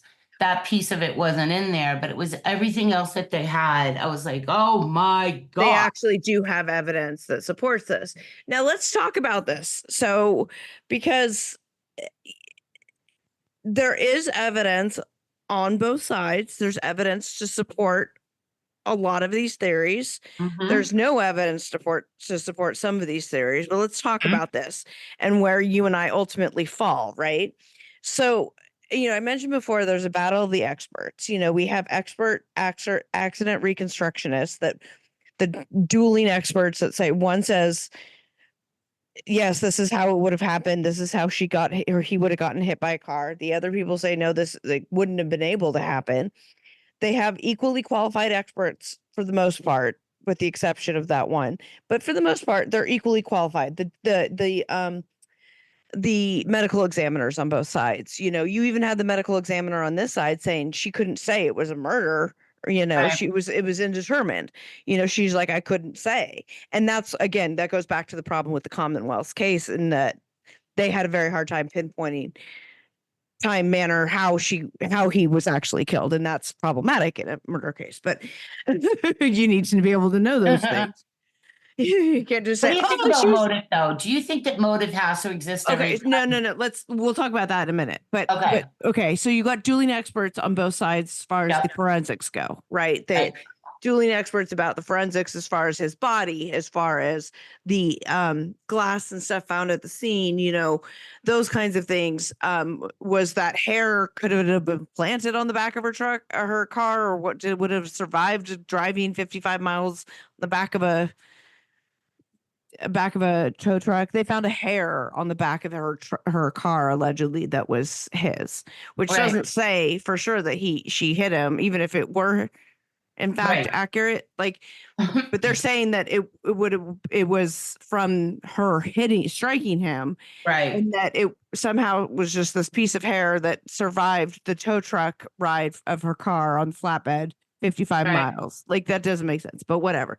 So you've got these dueling experts, Right. and ultimately it's like, well, where's the answer, right? And that's the thing, is with as much muck has been thrown around, there's enough reasonable doubt. There is no clear cut answer in this case, and to that end, there is reasonable doubt. You can't say for certain that this happened, you know. Right. Therefore, you have to acquit her, right? I say, as a, I would have sucked on that jury because I mean, I, as a lawyer, I you say, know, you it's very can't, if you. tough. That's the point. Like, you've poked enough holes in this. You can't. There's so much conflicting evidence. You can't say for sure what happened. Now, what I think probably happened, and let me know what your thoughts are and what you think. But I think they were fighting. I agree that they were probably fighting. I agree that she was crazy. I agree that she was really drunk. He was probably really drunk. He had a glass in his hand from the bar. Who takes roadie? People who drink a lot. Ask me how I know. Okay. Right. I'm Right. not judging. I'm just saying. Um, so they were drunk. It was late. They'd been out, whatever. They get in this fight. Clearly, they'd been fighting about stuff. They'd been having this, had been a tense situation with them for a while. They didn't Right. fight. She's clearly hysterical. I think she accidentally hit it. He gets out to go into the house, to go into the house, like, fuck you, whatever. Starts to stumble. I don't know why they were over on the lawn versus like the driveway, closer to the house, but like closer to the door, but whatever. So she gets mad and like does her weird 3-point turn where she's like storms off because she's mad, and you hear her screaming. That's all I think consistent with the evidence that we've heard. Her voicemails, I think that's consistent with behavior like that, right? That's where I get that. And then she had accidentally hit him. And there are all these other things about, did I hit him? Did I hit him? And I think a lot of these things were actually said. I think she did tell her dad this. I think there are texts with Yannetti that are talking about all this stuff. Yannetti goes up there and said it was a bad accident. Suddenly you get this other thing comes in, and now millions of dollars later, who knows what she's paying for this, but suddenly now she's not in prison, right? And so it worked. But my thought is that's what happened, right? And then from the other side, I think they were all drunk as shit and Yeah. stupid. Maybe somebody comes out and stumbles out and sees him. Maybe I'm not entirely sure, but either they saw him and maybe tried to cover it up. Because why would you eliminate certain aspects of Ring cameras? If she did what we think she did, why would you eliminate cameras? If not to erase what may have captured them possibly doing. If the cameras were going to capture what they said she was doing, why would they delete it? Right? The cameras had to have been capturing something that they didn't want seen, which means they had to have been doing something that they didn't want seen. That's a really good point. That's just how I think, right? That's how I think about how I put evidence on, right? So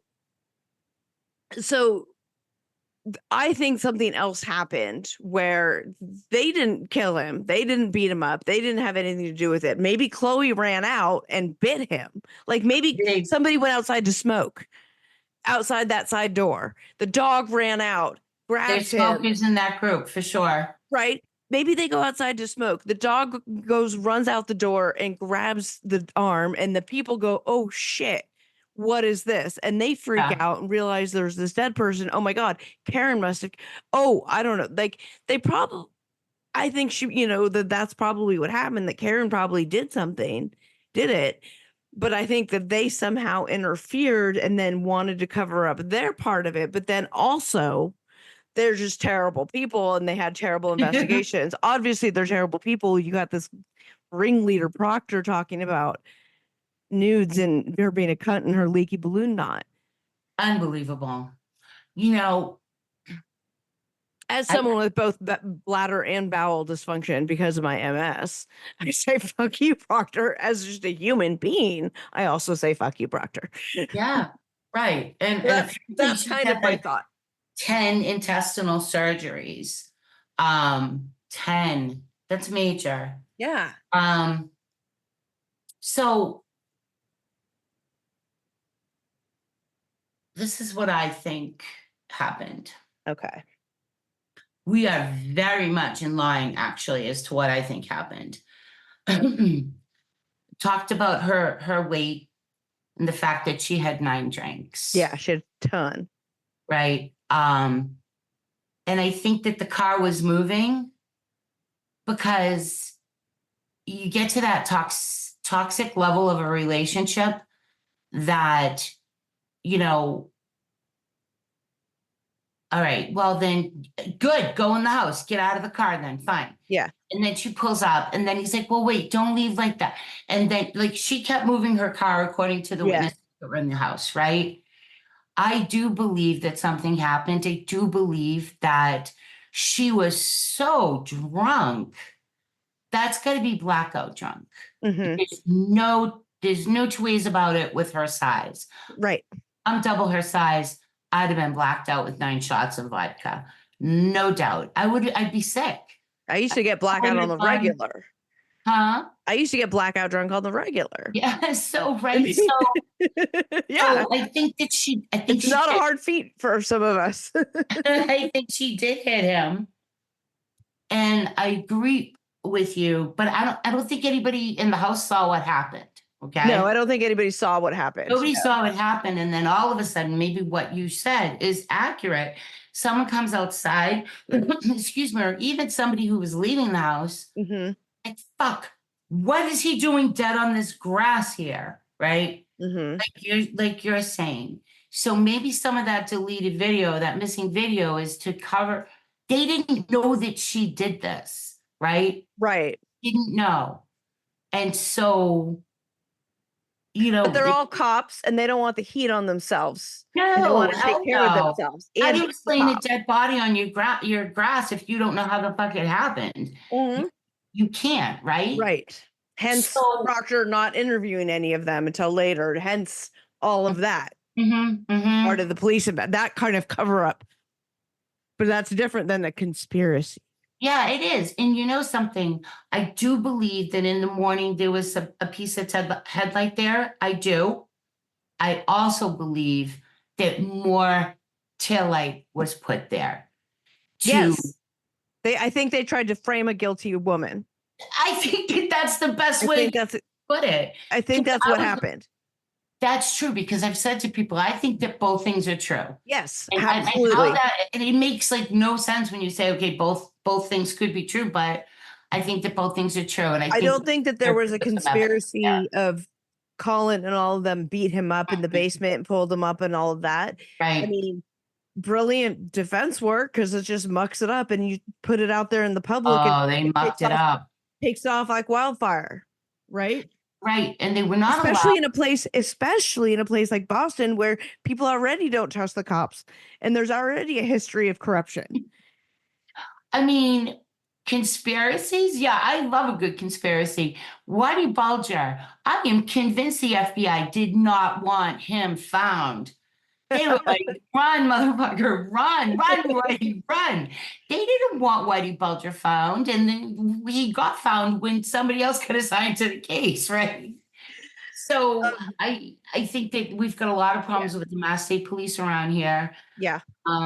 For sure. And obviously, I think about this too, right? Like, this case got so much attention and so much scrutiny. We were able to see all of these flaws, big flaws.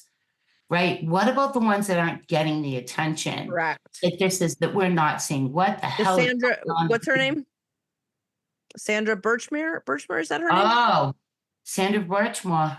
Yeah, this is another case that Proctor handled, right? And there's a lot of really problematic things to that, because there were cops involved in sexually abusing that woman. And it's Yeah. horrible. I don't want to even get into that. I But know, because that'll be the next big one. yeah, that's But I'll coming tell up you because of what, all this. I remember reading that story years and years ago, and I thought to myself, there's no way that girl killed herself.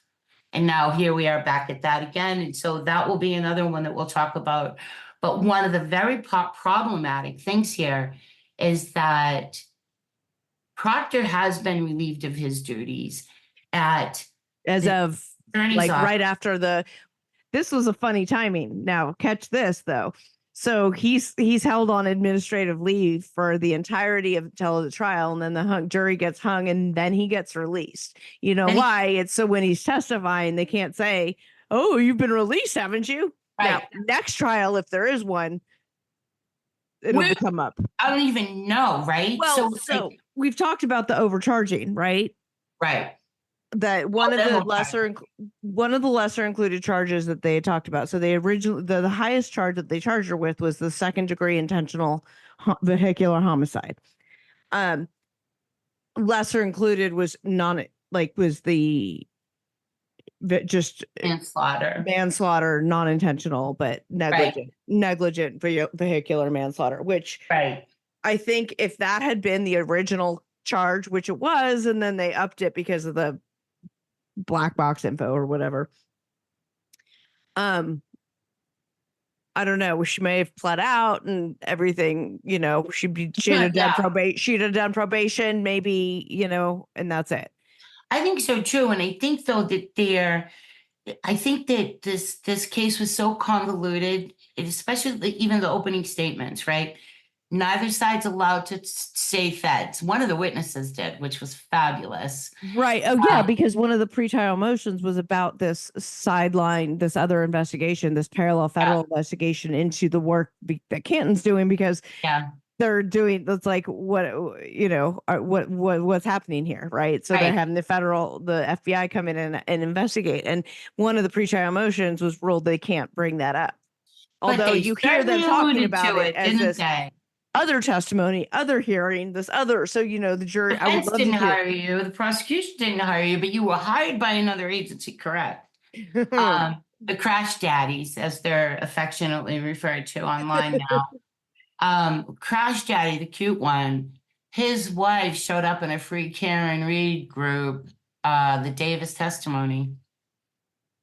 Oh. Yeah, that's not a good look. That's problematic. I would think. Yeah. So it's not a good look. Yeah. Not that he can't be a professional FBI investigator or was hired by the FBI, Right. He doesn't have the problems that Proctor has when it comes to that kind of credibility. But so they're saying what they were alluding to in Lowley's opening statements, or even just when Lowley first started to question, say, Paul O'Keefe. And the neighbor who went and got Kaylee, the niece, they couldn't get the garage door to go down. It wasn't because of the snow. I think she did it. She changed the code. And they're saying the kids testified that she didn't have access to the ring. Like no one had access to the ring camera except for John. But that's not true. You're a woman dating a guy who's cheating on you. You're going to have access to that ring camera. You have access to this fucking voicemail and he just doesn't know. Correct. She absolutely knows how to get into that ring camera. Well, there's ring camera missing from 5 a.m. until remember when we see her back out of the garage and hit his Traverse in the where they're claiming that that's where the up right. There's no video footage of her coming home initially from 34 Fairview. There's nothing until you see her pull out of his garage. They believe, the Commonwealth believes, that when she went home to gather her things with her brother and her father, she was upstairs deleting the video. Where is the ring footage from when she left 34 Fairview until 5 o'clock in the morning, or 5:30 when she back out? What She motivation would she have to delete that? What would it show? left at 5 o'clock in the morning to go looking for him, is what the theory is, because there's hours of footage. Oh, right. They're saying that she left and she did a pass, found him, and then came back and pretended. Oh, that's why she knew where he was. And called Kerry Roberts and said, Kerry, John's dead. He got hit by a snowplow. Oh my God, he's dead. He got hit by a snowplow. It's not his first all-nighter, sister. He's in a house party of people that he knows. You went out at 5 a.m., saw him on the road. You assumed a plow hit him, or you're saying a plow hit him to her to go back out. That would explain why she would have said that to her when they went to go look for her. Mm-hmm. So, versus it just being a spontaneous statement that she made. yeah, exactly. Because, I mean, I was involved with somebody who would pull all-nighters, not involved with them anymore. And it was definitely all alcohol induced. I thought,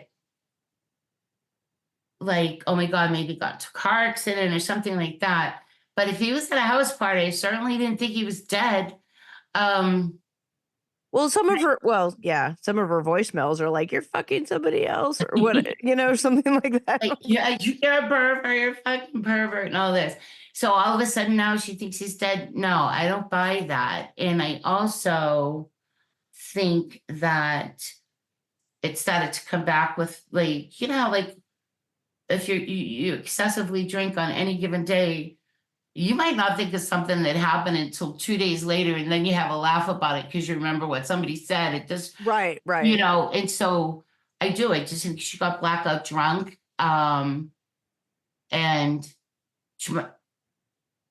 I think she did it. Yeah, 100%. And I think that Proctor puts it there to make it, like you said, frame a guilty woman, to make it take the heat off him. He was, I mean, I don't know, like, his injuries are weird. Like, what's his arm? so weird. That arm injury is so weird. Like, it would make sense for I can see a scenario where that happened, but I'm also of a very vivid imagination. I watch a lot of true crime, so I don't know. I'm making shit up. Who knows? Right. And I think that when Lally got stuck with this. Let me be perfectly clear on how government works, right? Whether, I don't know how much he's complicit in whatever's happening with that office, but he's like, for him to be the prosecuting line attorney, he's the bottom of the barrel, right? Shit rolls downhill. He's stuck with what he has and the decisions people above him are making. I guarantee you, he's not making any of his own decisions about the prosecution of this case. I just guarantee it. So he gets a lot of criticism. Some of it is well earned, but he's making the arguments on behalf of the Commonwealth. Like, he's directed to make these arguments. It's not 100%. him personally, right? Right, exactly. Yeah, I don't think that he did anything untoward at all. No.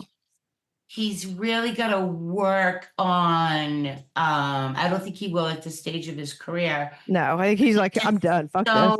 Monotone. Yeah. And he, which is fine in some legal scenarios. He would be great arguing on appeal, like an appellate motion where you're arguing in front of a panel of judges. He did well, like talking to the judge, I think. Yeah, because he is smart. He is smart and well-spoken. So he would be good in that, he'd be fantastic in that scenario. He was outshowed by the showman.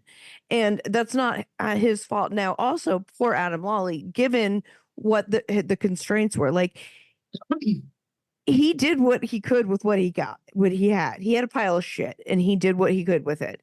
He had to, like, start this case off by defending what the defense was going to present as a defense. Right. Like, he spent so much time trying to protect rehab and because the credibility of all these witnesses was important for his case. And and you have bad witnesses. You can't help it. We've all had bad witnesses. We've all had witnesses flip on us on the stand. we have witnesses we don't want to put up because they're bad witnesses. We have Yeah. witnesses that are just hard to get information out of, or you got to use it. You have to use them because they're the one that was there, but they're really not a great person to testify about it, AKA Trooper Paul or whatever. Yeah. So like, there's so much, like, I see so much vitriol spewed towards everything about the Commonwealth, obviously, on the free care and Yeah. rape groups. Because Yeah. those people, I mean, they're just savage. They're not civilized. There's a lot of that is just not civilized. The way that they're talking about these things, about Yeah. Bev should be disbarred because she's clearly biased. No, she has not done anything that I think is all. You want to talk about bias of a judge? Talk about the judge in the YSL case. That guy needs to be fucking recused. There needs to be something going on in that case. If you want to talk about judges doing shit wrong, look at that case. Don't look at Bev. Bev did just fine. Yeah, I Bev agree went. with you. I think Bev. God, Bev gave him so much. There's so much stuff that Alan Jackson got away with because I think Adam Lawley was just like, he couldn't be objecting to everything because he'd be doing nothing but objecting, honestly. Because I mean, one of the strategies in cross-examination is, and you saw this a lot with Alan Jackson, is he would ask a question, but it wasn't really him asking a question. It's basically him testifying. It's, well, you know that, Chloe was tended to run out and bite people all the time, right? I mean, and then you'd hear an objection because that's counsel testifying. You can't do that. That's not asking a question. Right. Your counsel is testifying. But the point of asking it, Alan Jackson knows goddamn good and well that that's him testifying and that's going to draw an objection. He's not asking it to get an answer. He's getting it in. That's what He's he not wants. asking it to get an answer from the witness, right? He's Right. asking it to get the statement out there so the jury hears it. Right. So when you talk about, she sustained so many of these and didn't do this, and Yeah, right. because it's strategic. It's honestly strategic how all of that works, and whether you object and whether you don't object and all of that and stuff. And frankly, I mean, Adam Lawley knows the case better than we do, and what information is there that's not coming in, and why he can't go down certain lines of questioning with people, and why he can't, why he has to do the things the way he does, because there are other things that if he goes this way, it'll bring out this and that. So I don't fault him. I don't think he did anything wrong or anything. He did what he could with what he was handed. With what honestly. he was given, yeah. And I think that the very first multiple witnesses, nobody disparaged Karen Reed, not one person.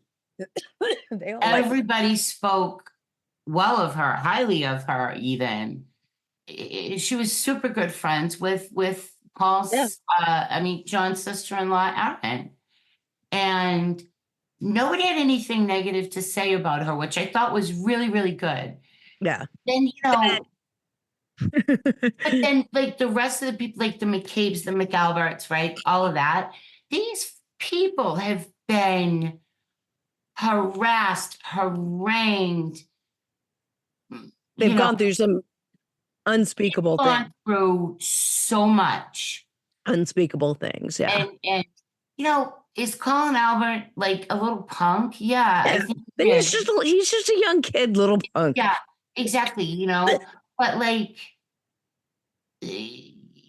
Turtle Boy going to Jen McCabe's kids' lacrosse game and calling her a murderer, and people calling where Colin went to school, and they didn't want him on the football team anymore because it was too much of a liability for the other players, too much of a distraction. Mm-hmm. Like, this has ruined lives of people that have not been put on trial, and they're up there and they're being questioned. I'd be defensive too, especially after 2 years. 2 years of what's been happening. Now, they didn't do themselves any favors when they started getting wise assy, and especially Colin. But I mean, I don't. I'm not saying I don't understand it, because I do. Yeah. But as a lawyer, someone who preps witnesses like for this stuff, and like, it's annoying as hell because you spend so much time trying to prep these witnesses, just like look, we're not afraid of the truth. Don't try to hide stuff. Don't, like it's what I always tell my witness. We're not afraid of the truth. Like, don't think that for some reason your answer is going to be bad. Like, it is what it is. Just say it. Like, it's Say worse it, if you right? try to hide it. And they tried to hide stupid stuff, and Yeah. it made them look bad. And they tried to be evasive on stuff that didn't matter. And it's Oh like my God. Yeah. The it's acquaintances at the fucking beach. acquaintance. Yeah, Like, we are were they friends. friends? Oh, because that was the first responder, whether she was friends with this group of people or not. And that was like they went back pictures and pictures on social media and baby showers and beach. And Unreal. were you acquaintances? What does an acquaintance mean? What does a friend mean? All that bullshit. Yeah, it's like, right. Like it's a tight-knit community. There's a lot of people at the beach or whatever. To think that a 25-year-old paramedic, she was a tough shit. She wasn't a fun interview Witness. Yeah. stand for them, yeah, at all. But for They crying had to out, destroy her credibility though, because she said that Karen said, I hit him. yeah, By cross-examining the way that they did and having her, is she a friend? Is she not? And getting her yeah, confused on all, they knew damn well what they had going into it, right? And that was exactly their point. That's the strategy, is to do that to her. So you right, get her on the defensive. So she seems evasive about something that doesn't even matter necessarily. right, And exactly. now you've got her lying, and you've got the jury not trusting her because she's lying, but you have pictures. Why are you lying if there's pictures of you? Yeah, And yeah, we were in the just same say, oh yeah, circle. we were there, but I mean, we weren't that close. We just happened to be there at the same time. And since we knew each other, we took a picture together. We're Exactly. not afraid of the truth. I'm not going to ruin my life lying for her and her father and her fiance and her brother and or her cousin. Right. As extending as part of the conspiracy. Right. Yeah, and you But take all of it was successful though. Look, it was very successful. that's exactly that's what Alan Jackson gets paid the big bucks for, right? You think he'll be back? Well, okay. So if the great question, will they retry it? Now, of course, Commonwealth has said that they will. Now, that's always what they're going to say. They're always going to say that regardless of whether they intend to or not. They're going to say that immediately, no matter what. Because, portray the strength of your case, right? And so if they do, I don't know what they would do.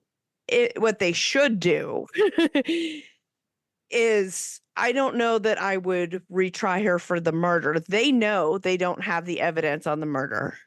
They don't have the intent to murder. At this point, they don't even have evidence of the vehicular homicide because they fucked that up 1,000 ways too, right? Yeah. If they had not done all of this, that evidence wouldn't have been fucked up, and they could have pled out to that. What they should do is plead her out to that. With like time served or something, even though she didn't have any time, with like probation or whatever, and just end all be all. But I don't know if that'll happen. I wonder, because this is. I don't think she would plead to it. I don't think she would, because now they know. I don't think they know that their shit worked. They know that the Commonwealth can't prove even the lesser included of the vehicular manslaughter. They know that they can't prove that. So why would they? Although they'd have to pay Alan Jackson again, and that's a lot of money. Right. Do you think though that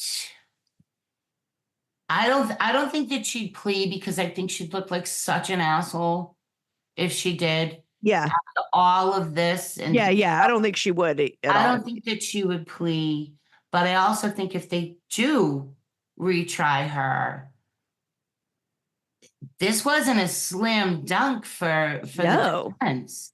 No, it's still taking a chance that somebody in that room thought you were guilty, sister. And I think it was more than one somebody. Well, here's the thing. If they retry it, if they charge her differently, if they charge her just with the involuntary or whatever, some level of vehicular homicide that doesn't require murder intent, right? Right. That would, take so much of that, what we saw at this trial, that would take so much of that off the table, because so much of what we saw went towards intent. It went towards the murder aspect. Right. So them fighting, like all of these other things, with the standard, what you have to prove, the elements of what you have to prove on the lesser included manslaughter offense are so different that the trial, I think, would look vastly, vastly different. What exactly it would look like, I don't know, since I don't do criminal law and I don't do criminal defense up in Massachusetts. Thank the Lord for that. You could win a case. You know that. He's prosecuted by that. I think what happened is Alan Jackson came in, his team came in and saw the shitty investigation. They saw all these holes and they said, well, we're going to exploit that. We're going to capitalize on, our job is to make reasonable doubt, to poke holes in everything they're saying. This is how we do that. And then a lot of it took on a life of its own, but they're like, okay, I think it was all exactly what they intended. Even if they couldn't have predicted how the Turtle Boy stuff would play out. Right. I think it's all exactly how they intended. You drop a few well-placed seeds and it takes care of itself. You don't have to do anything else. They distanced themselves from Turtle Boy. I think they were okay with the original arrests. Yeah. When the TV happened. Then it started getting too complicated, and then that's when Court TV cut him, and everybody cut him, and I really do like the guy, and you like, oh, I went to jail for Karen Reed. I went to jail for the. No, you didn't. You went to jail on a domestic violence charge. Yeah. Don't confuse it, and he wants, you were indicted on the other stuff, but the jail stuff is your that's his own cross to bear. And I think that it's ruined friendships, like not just people in towns and stuff like that, Canton especially, but one of those groups that I think that you're in, and you got the Roccos raising all that money. Whatnot, and they've been instrumental. That Karen Reed Defense Fund is over $400,000. That's insane. I would like a refund, but there's a big disconnect.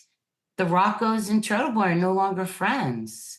Really? No, they're no longer friends. Wow. And it has a lot to do with Nick Rocco being on Court TV. Nick Rocco and Jenna Rocco being in the courtroom, because they don't have the problematic noise around them the way that Aiden does. Right. They didn't go to jail for domestic violence. They don't have restraining orders against them. Yeah. Requiring them to be away from the courthouse. Yeah. That's a lot, and I feel bad for him in that regard too. But I'll tell you what, if he did everything that he did, thinking or knowing that she's guilty, and he did this all for his personal gain, and screw all of his little turtle riders, and that's unforgivable. And that's a possibility. And I think that that's probably what is happening. I think that's I think there's a very, very good evidence to show that that's at least a large part of his motivation. It's heartbreaking. His stuff is blown up with this case. But here's the thing, we can feel bad for him. I feel bad from a human level. I have empathy. I'm a human. A lot of empathy for people. Yeah. But also, adults make choices, and he's making his choices. Nick's making his choices. Everybody's making their choices about how and how they want to be in interacting with this case. Everybody connected to this case is making choices involving it for a variety of their own reasons, right? they might not all be true altruistic. They're not all there to help Karen or the Commonwealth or, you Right. know, in but in all of that, we have to remember the person who didn't make a choice in this, and that is John O'Keefe. And to take it back to the victim in this case, it's Officer John O'Keefe. We touched on this a little bit. I just want to come back to it a little bit. His sister had passed away of cancer. And shortly thereafter, her husband also passed away. Yeah, Now like this left their two very young children without any parents. So John O'Keefe took them in. So when we talked about the kids and stuff like that, that's what we're talking about. Is John O'Keefe? They weren't his. He didn't birth them, but they were his sisters who had passed, and her husband had passed as well. So the O'Keefe family is now left is just John. Sorry, Paul, the brother, and his wife Erin. And that family, the poor family, and we talked about the horrible things that some of these online people are saying about the O'Keefe family, and it's awful. And I'm not going to give any airtime to that. But bringing it back to the victim in this case, I feel so much for that family and what they're going through, and the circus around this case. It's one thing to have like what must feel like the entire world against you. Right. You've got the dead police officer, and yet everybody's against you. That's got to be hard, and you're dealing with all of that on top of it, and then this mob that's against them. That is they're they're not nice. It's not nice. It's not good. And we're not talking about just necessarily like the peaceful protesting people who are supporting Karen. There's can support Karen without also being an asshole to the other side. And there's a great large group of people who are not abiding by that. They feel like by supporting Karen, they also have to bash the other side. And one thing to bash like maybe evidence or something like that, but they're like bashing the family. Like, why was John O'Keefe's dad gone for half the day today? He must. Well, that looks like he was going to have a fucking heart attack. He must believe Karen. He must be so hard for him to sit and listen to Lolly lying about. Yeah. Like, where are you taking these things? It's ridiculous, and we don't want to be a part of that circus. So no, John O'Keefe, Officer John O'Keefe, sounded to me like he's the friend that all of us deserve, that all of us would love. And for all intents and purposes, like it just seems like he was a wonderful, wonderful, wonderful guy.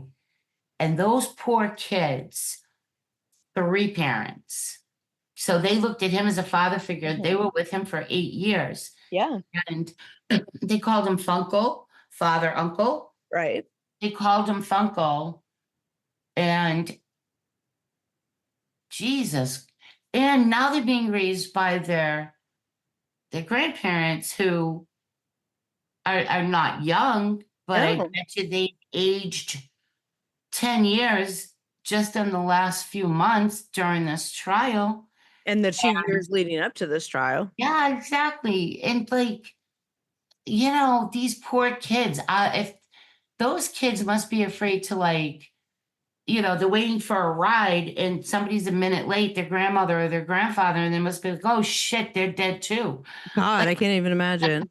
How do these kids, I can't even imagine what these kids have gone through, what they're going to go through. And then let's count a fourth, because we could count Karen Reed in that too, because she did have a relationship with those children. And in the end, the relationship, she said it was toxic in her own text messages for all of them to be in the house together. I think that was clear. And you can't have a toxic relationship whose fault is only one person. The toxicity comes from both. Oh yeah, you could just a combination of the two. Oh my God, yeah, so bad. those poor kids Just and the whole, poor yeah. John O'Keefe and that poor family. Yeah. Because I am heartbroken for them. The hung jury was devastating to them because they don't yeah, get the closure. They don't get any of that. And I feel awful for them as well. And I think that that's probably the best place to leave this for now. yeah, We've been talking for over 2 hours. We will do an update if there is one to have. If you guys have questions or anything like that, we can certainly always do more. Angela, thank you so much for joining me today and taking the time and for having all the work that you've helped me with behind the scenes on this case and will continue to help me with. I appreciate you so much. Thank you for finally being able to for us to get this done. same. It worked out timing wise with the hung jury, and now I do have, like I said, I have a lot of people asking. So hopefully this will help. I know we're kind of all over the place, but hopefully Yeah. Sorry, everybody. But you know hopefully what? it'll help explain it. I know you've got a person on the ground for The Walsh case. The Anna Walsh case. Anna Walsh case. Proctor's the lead investigator. Yeah. In fact, although my she's moving. Amy's moving to Florida. So I might need you. I'll do it. I might need you on the ground on that one. So You got it, sister. I'll get you some press credentials for that. Yeah, right. And listen, thank you for giving me a voice, because when you switch sides or opinions in this matter, it's not pretty. You don't want people to I don't write it online, I'll tell you that much. No. Those people are crazy, and some of those very free caring those people are crazy. They're scary. Anyway, thank you for joining me. Thank you guys for powering through all of this. And if you like it, please leave us a review. Thank you. Bye.